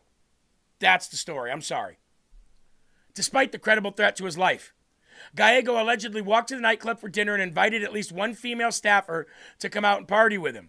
Remember we showed him dancing? That was that nightclub we showed him dancing? Well, apparently there was some threats to his life, and he went out and did that party anyway. Now, he's a United States Senator. So regardless of what we think of him, he's valuable to the United States of America. And he's out partying, doing probably cocaine in Colombia, partying at a club at 3 a.m. But yet they're going to sit there and say something about Kash Patel. They're going to sit there and say Kash Patel can't drink. Kash Patel's a drunk. Kash Patel's a drunk. Hegseth is a drunk. But this guy can go out to Colombia and party at 3 a.m. and shows him and his friend partying with hookers and stuff. I mean, come on. I have a feeling that the next two people in Congress to leave will be for stuff like this, for crimes or scandals. Gallego and Ilhan Omar. That's what I believe. A lot of people think Ilhan Omar is going to get away from this completely scot-free. I don't think she is. A Somali jihadist and an Ilhan Omar donor just got a slap on the wrist sentence. 8.5 years for plotting to join ISIS, praising New Orleans massacre that killed 14 Americans. We talked about this kid, right? But now we find out that he was a big Ilhan Omar donor as well. So now we've got people that she worked with convicted of fraud, people that donated to her convicted of terrorism. Meanwhile, major investigations are going on right now, and there's talks daily about her being denaturalized and deported. Now, I don't know if that'll happen, but I do think that she will be removed from Congress. I do think that's going to happen next. I don't think she gets away from any of this. Here is Mike Tobin talking about Minnesota lawmakers and how they're going after Ilhan Omar as well. It's not just Congress. It's not just Mike Johnson who's getting pressured. It's not just pressure coming from Donald Trump. It's coming from everywhere. And sooner or later, we're right now on this kick to get rid of people out of Congress, to get rid of corrupt people out of Congress. That trend is not going to stop. And we're bloodthirsty. And so are the people that are actually making it happen. Let's listen to this. Financial disclosures had said the estate of Omar and her husband, Tim Minette, jumped from being in debt to somewhere between $6 million and $30 million in 2024. They amended their financial disclosure and released it to show the estate is really somewhere between $18,000 and $95,000. They blame the discrepancy as much as $29 million on an accountant who did not subtract the liabilities of Minette's businesses. And this is the same congresswoman who championed the Meals Act. That was the COVID relief program intended to provide food for poor kids suffering during the pandemic. Republicans say that created the pathway for the Feeding Our Future scandal, a $250 million boondoggle of meals billed but never provided. A restaurant at the center of the scandal was the Safari restaurant. Omar held campaign events there. One of the owners, Salem Ahmed Saeed, was convicted for his role in the scandal. The Republican chair of the House Fraud Committee made repeated requests for Omar to show up. No response from Omar. It's just another example of disrespecting. I don't think she makes it out of this as a U.S. representative. And you know what? I don't know if it was Slam or somebody in the chat said, don't remove them too early, because if you remove them too early, like a senator anyway, then the governor of that state has the right to appoint another senator until there's an election. So in Ruben Gallego's case, you might want to leave him there for a bit so that Katie Hobbs doesn't get a choice of somebody worse. I don't know. I say take them all down as soon as you can, but I know there's political strategy here. But in the way of Ilhan Omar, the governor doesn't get a replacement. It just goes to a special election, or you wait until that election comes up. So I have a feeling that Ilhan Omar Mike Johnson will be under too much pressure. The more the information comes out, what's going to happen is she will be forced to resign. They won't kick her out. She'll resign. And what she'll say is she's resigning because her life is in danger. That's what she'll say, Eli. I'm resigning because the Trump supporters and the MAGA extremist people, they are constantly doxing me. My life is threatened. My daughter cannot go to school. And me and my husband can't take it anymore. There's Islamophobia. There's bigotry at the highest level because of this president, this tyrannical president. She'll go off on the biggest tirade about how Trump is a bigot, misogynist, homophobe, racist, blah, blah, blah. And then she'll resign. Mark my words. I'm going to call it here today, Eli. And this might be one of those moments where we make sure we remember this moment and say, just like that, and come back and play this video. She will resign from Congress before it's said and done. I love it when a plan comes together. Hey, do you know who said that with a cigar in his mouth just like that? You know who you're copying? I know exactly who I'm copying. Hannibal. A-Team, baby. Yeah! Yes! Hannibal of the A-Team. Loved that show. B.A. Baracus, right? What were the other guys' names on that show? I know one of the other ones was Face. I think Face. that's all they called him because he was so handsome. Yeah, that's right. Yeah. So, do you think it's possible that Hakeem Jeffries doesn't know about the $30 million scandal? Does anybody think that that's possible? Hakeem Jeffries. Eli, we're gonna do a little skit here. Speaker Jeffries, we'd like to get your word on Ilhan Omar and her $30 million scandal. Any remarks on that? Well, basically, you can't concentrate on such things without first concentrating on President Trump, because he's the one who's actually the scandalous, horrible person of the world. And, Ilhan Omar, she's been a fabric to this country and helped out with her wine and the Somalians, and they're just good people, so it can't possibly be true. But Donald Trump is horrible. Hakeem Jeffries has this stupid, retarded way of every question that he is asked that is against his party. Well, I don't know nothing about that, but what I do know is that Donald Trump and the MAGA extremist party, right? It's his go-to. That's just what he does. Somebody called him Hakeem Jeffries. If I get in front of him, that's what I'm going to say. Hakeem Jeffries, excuse me here. I just wanted to know about the Donald Trump MAGA extremists. And when he goes to talk, I'll say, nobody cares what you think, asshole. Hi, Leader Jeffries. Good to see you. Just curious to get your thoughts on Ilhan Omar's financial disclosure. Does all of the scrutiny around that concern you at all, and does that warrant an official House ethics investigation? That issue has not been brought to my attention, but we do know that Ilhan Omar, who works hard on behalf of the people that she represents in Minnesota, is constantly under attack by right-wing conspiracy theorists. You nailed it, Eli. Well, what about her net worth going from $30 million to now under $100,000? Do you believe that's truly an accounting error, as she alluded to? It's not an issue that I'm familiar with.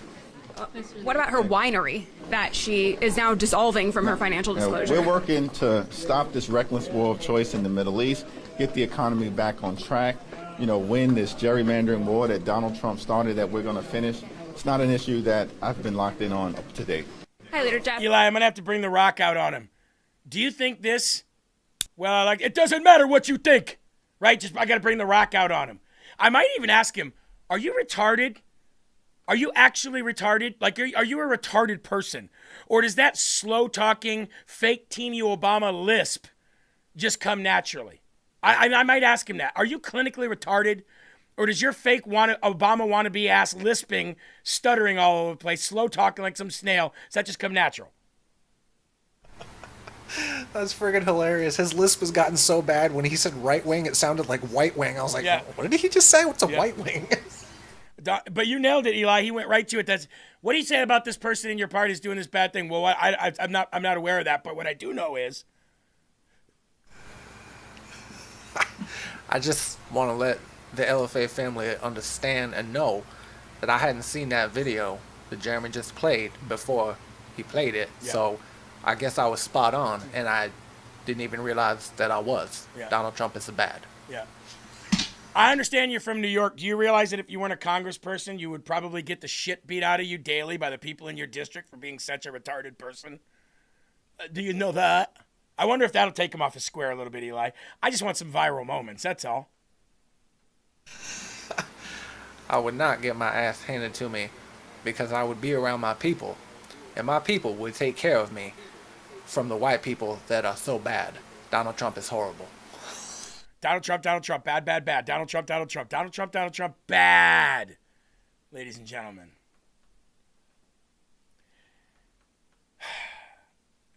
Mammo Hawk says, Eli, you're so good at that. You did get the Hakeem Jeffries impersonation down pretty good there. You did get it. I will give you that one. There's times that after the show, I go into the bathroom and I look in the mirror and I think to myself, I could be Hakeem Jeffries, and so I practice day and night. Donald Trump is a horrible person. You got to always get that in there. Hakeem, can you tell us, how was your holiday this weekend? How was your time off? Well, I can tell you, Jeremy, my weekend would have been better had we not lived in such a Donald Trump-style country where there's so much Trump everywhere, and you turn a corner, and there's Donald Trump. Donald Trump is a horrible person. And I approve this message. Yesterday, I reported for you that President Trump fired the Secretary of the Navy, Secretary Felon, PH, not FE. And, well, let's talk about it. Another breaking story tonight, a shakeup at the Pentagon, another one. By the way, Secretary. By the way, well, we'll come back to that. We'll come back. Parting his post. What do we know? Yeah, the Pentagon spokesman just announced Navy Secretary John Fillon is departing the administration effective immediately, saying, quote, "We wish him well in his future endeavors." It was not immediately clear from this post if he resigned or was fired, but Fox News has learned in the last few moments that he was fired. He had a very close relationship, apparently, with Donald Trump Jr. and just hosted a bridal shower for his fiancée this past weekend in Palm Beach. Fillon was confirmed by the Senate just over a year ago. Undersecretary Hung Cao is to assume the role of acting secretary. This marks the 34th military officer that Secretary Hegseth has fired since taking over the agency, Brett. Yeah, John Fallon, at Navy Secretary there, and we'll try to get some more details. Jackie, thank you. So that was at 6:07 p.m. last night. When did you guys hear about it? When did you guys hear about John Fallon, Dirte, shot in Kansas? I mean, New York. I mean, Kansas. John Fallon, is that? Come on, really? But I'm curious when you guys heard about it, because I heard about it yesterday morning, actually. That's when I heard about it. Remember I said Hung Chow, and you're like, his name's Hung Cao. And I'm like, either way. I was like, can we get some American names up in there? I understand Hung Cao is a patriot. I wasn't saying that. But Kimberly said last night on Newsmax. Kimberly, you weren't here watching yesterday? Just goes to show you, new media is always ahead of the curve. I want to play a video for you. President Trump says he's extending the ceasefire 3 weeks. I don't like that. I don't like that, but guess what? I don't know what he's got planned. I don't know what's going on. I don't know the mission in the end, how it's going to be achieved. So I'm going to leave it up to the guy that I voted for. But initially, I'm like, 3 weeks? Come on, can we just alhamdulillah these people already? That's probably a little bit premature of me and probably a little bit warmongery of me, though. So. Security lending. Would you support them expanding that to include other tax and defense? Well, I'd love to see one thing. You know what that is? Save America. I'd love to say the Save America Act, which is voter ID, which is proof of citizenship, which is, by the way, no mail-in voting, which is a fraud. Anytime you have mail-in voting, you're going to have a fraudulent election. But I'd leave it for military, mail-in voting for military, for people that are sick, for people that are traveling, like business or whatever, different things, but disability, where they have a problem. But no mail-in ballots. We added a couple of things. No men playing in women's sports. It's unrelated, but it's a popular thing. And no transgender mutilization of our children. So that's it. Homeland Security funding. Would you support them expanding that to include other tax? Kimberly, by the way, Kimberly, I wasn't like, oh, you didn't watch yesterday. I was, oh, you didn't see it yesterday. But I like it. I like that somebody said that they saw it Wednesday night on the Secret America guys, right? So that was good. All right. Here is why I don't really give President Trump a hard time. And here is why I support this guy. Top 50 accomplishments of his second administration, Eli. President Trump's second term has been defined by border enforcement, executive speed, deregulation, energy expansion, anti-DEI policy, trade pressure, manufacturing reshoring, and aggressive federal government restructuring. Let's go through these, shall we? President Trump's first year secured historic lows in illegal border crossings, signed the Laken Riley Act, expanded deportations and interior immigration enforcement, ended or restricted several Biden-era parole asylum pathways, repurposed CBP-1 towards self-deportations, designated major gangs and cartels as national security threats, expanded ICE detention and enforcement capacity, reported negative net migration in 2025, restarted building the border wall, increased cooperation with Mexico on cartel and border issues, signed 225 executive orders in 2025, plus more in 2026, moved aggressively to dismantle federal DEI programs, ordered DEI restrictions for federal contractors, expanded presidential control over independent agencies, implemented major federal workforce cuts and restructuring, pushed return to office mandates for federal workers, advanced broad deregulation across agencies, ordered agencies to review rules, limited competition and innovation, limiting them, launched energy deregulation and energy dominance actions, declared energy-related emergency authorities, accelerated oil, gas, coal, LNG, and pipeline approvals, rolled back Biden climate regulations, reopened or expanded access to domestic energy production, used executive power to prioritize fossil fuel development, framed energy policy around lowering prices and restoring U.S. independence, passed advanced major tax cut and spending legislation, the big beautiful bill, passed a rescission package cutting spending, pushed tariff revenue as a major economic tool, finalized multiple trade deals, pressured companies to reshore manufacturing, secured major private investment and announcements in U.S. manufacturing, promoted semiconductor, battery, pharmaceutical, and industrial reshoring, announced drug pricing deals under most favored nation model, announced a Regeneron drug pricing agreement and U.S. investment commitment, pushed Trump RX-style discounted drug access, rescinded Biden's AI executive order, advanced an American AI dominance agenda, pushed national security technology supply chain policy, strengthened focus on defense and industrial base readiness, advanced space AI and science technological competitiveness, reasserted America First foreign policy, pressured NATO allies on burden sharing, took a tougher posture towards China and trade supply chains, continued sanctions and pressured campaigns against adversaries, shifted refugee policy priorities, including towards South Africans, signed executive actions on election integrity, citizenship, and verification, took action against DEI in education and federal contracting, issued an order on college sports reform, shifted refugee policy priorities, and the last but not least, maintained one of the fast executive action paces of any modern presidency.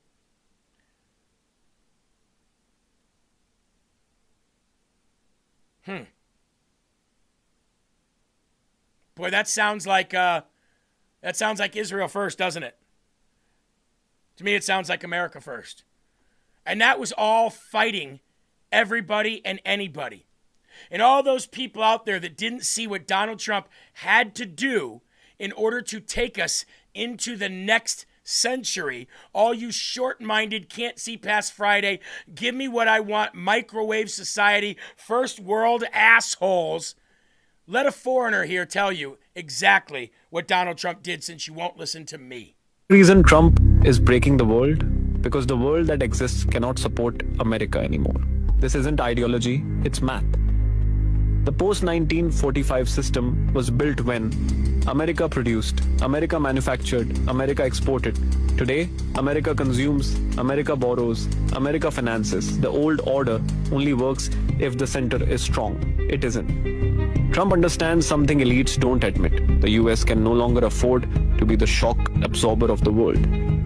So he's not trying to fix the system, he's trying to crash it on his terms. Every alliance he weakens, every institution he undermines, every trade rule he breaks. That's not madness. That's preemptive abandonment.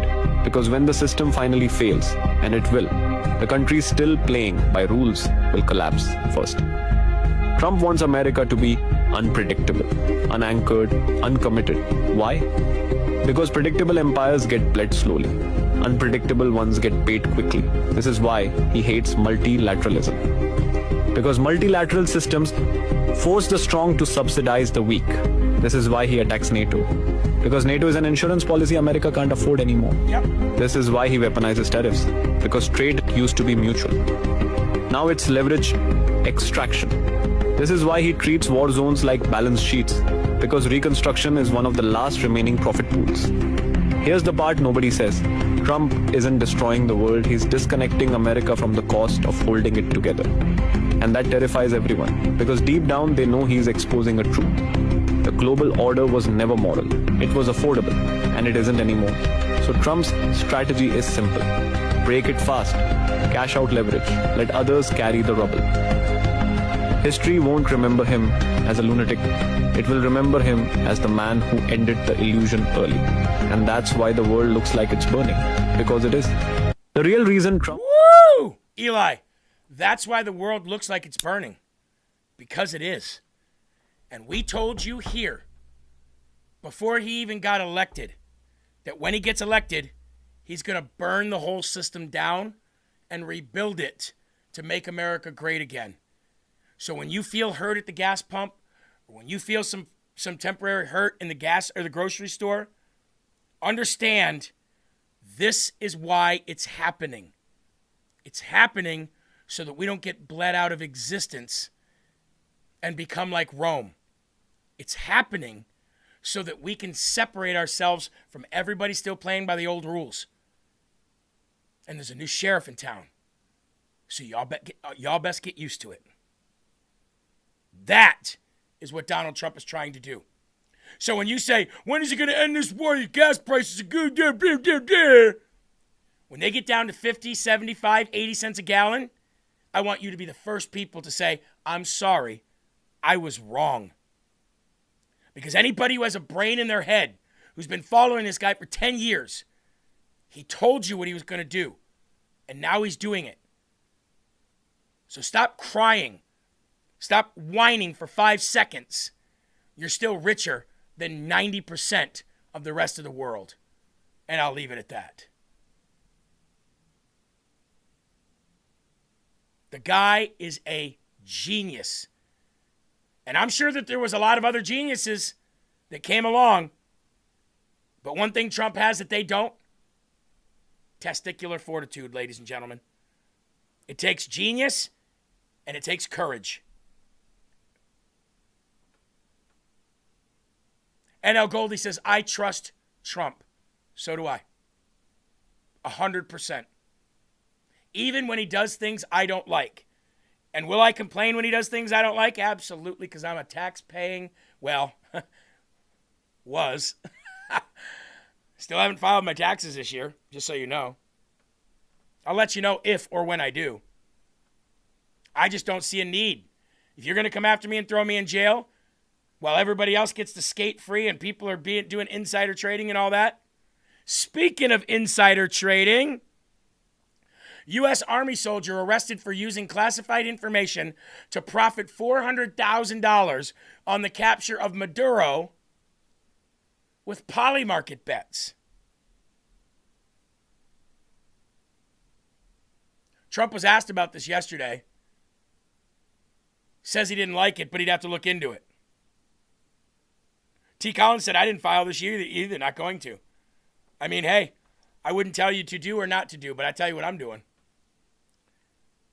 The U.S. Army soldier arrested and charged for using classified information to profit more than $400,000 off capture of Maduro on Polymarket has been arrested. Acting Attorney General Todd Blanche,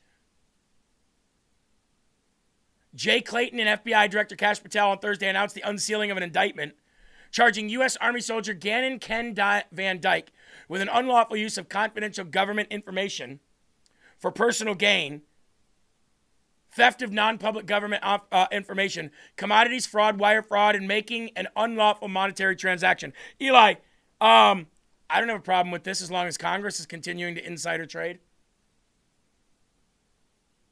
What's the problem? So he used inside information to profit? Well, shiver me timbers. Isn't how that drunk witch of the West, Nancy Pelosi, got millions of dollars? I mean, how else did MTG make millions? Hey, Eli, can you do me a favor? Can you find out, has MTG ever had a New York Times best-selling book? Because if you're going to arrest soldiers for making a bet on when something might happen based on inside information, well, then you better get your ass right down to Congress and you better arrest 90% of them. Or am I not? Am I off the mark here? Isn't what's good for the goose good for the gander? Eli, did MTG ever write a New York Times best-selling book?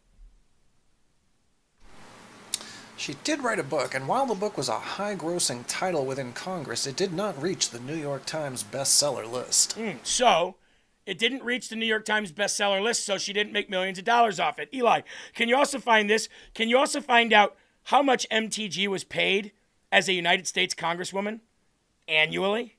I mean, I already know this. It's kind of a rhetorical question, but I'm just curious here. I believe it's $174,000. If I'm not mistaken, but we'll let the facts speak. As a U.S. representative, Marjorie Taylor Greene is paid a base salary of $174,000 per year. Okay. And she was a congresswoman for what? 5-6 years, something like that? So at the most, she could have made $750,000 or something like that, $800,000. I mean, but she's worth... Eli, now ask this. How much is she worth? How much is Marjorie Taylor Greene worth today? Because we know how much she was worth when she got to Congress. Her whole construction business that she cheated on her husband and had was worth like all their material, all of their trucks, all their tools was worth like $700,000.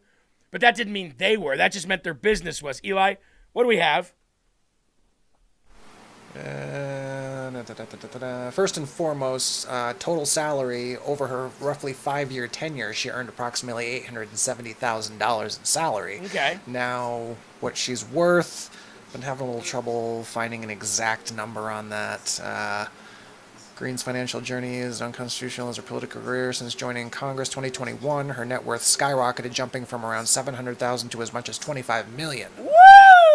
Man, I love retaining information, baby. I love having knowledge because knowledge is power. So if Marjorie Taylor Greene entered Congress with a net worth of $700 and something thousand and didn't even make $1 million while she was in there, didn't have a New York Times bestseller list, isn't on OnlyFans making millions of dollars with her whatever. So I'm wondering, why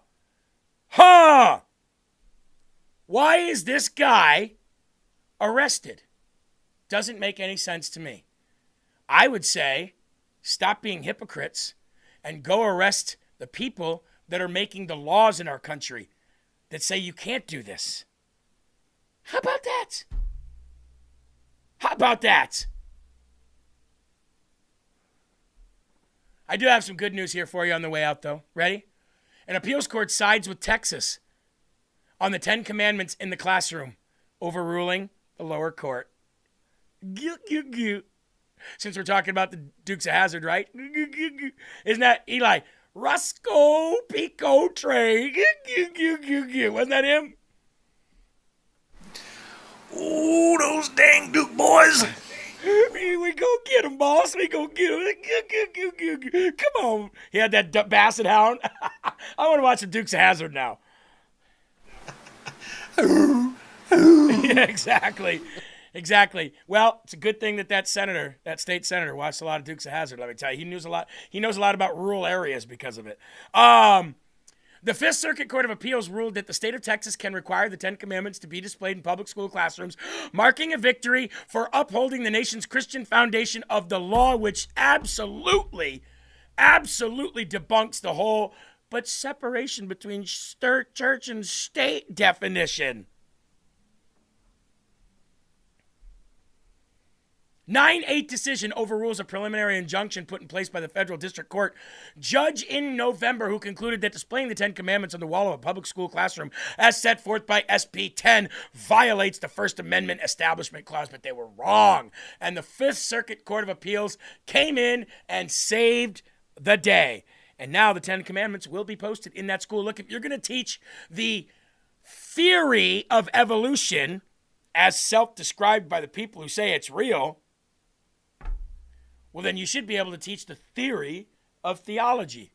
Am I not wrong? Am I wrong? Am I right? Am I, what you know? Let's take a little trip to Chicago real quick, as Barack Hussein Obama's library isn't sitting well with the local community. Right? Michelle, you and Michelle come and apologize to Chicago for doing this. Whoa. You come and apologize to South Shore for moving all these people out, displacing all these people, having J.B. Pritzker steal our property, Obama, before you come and cut that ribbon on this ugly building. Come and apologize to South Side of Chicago, to Chicago, period. People stood behind you, thinking that you was going to be about something, and you wasn't about nothing. You owe us an apology. We want an apology from Barack Obama. We not leaving. We here all summer until he come. We here all summer until he come. Obama, we're calling on you and Michelle. You and Michelle, come and apologize to Chicago. Woo!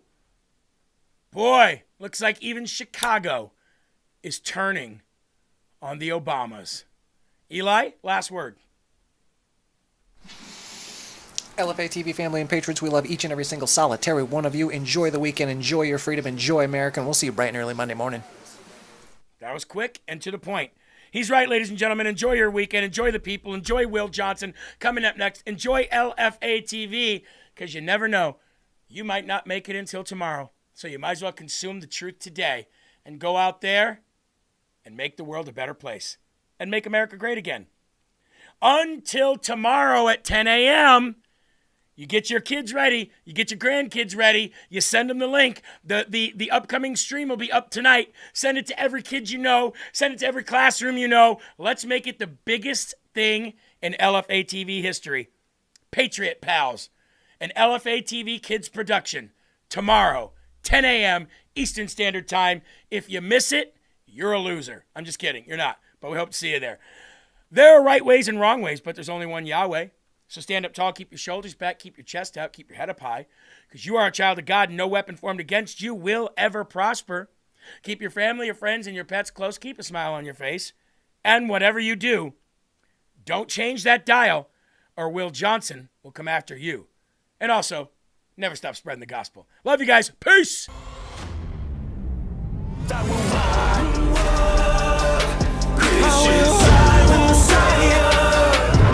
I wear the armor of God now.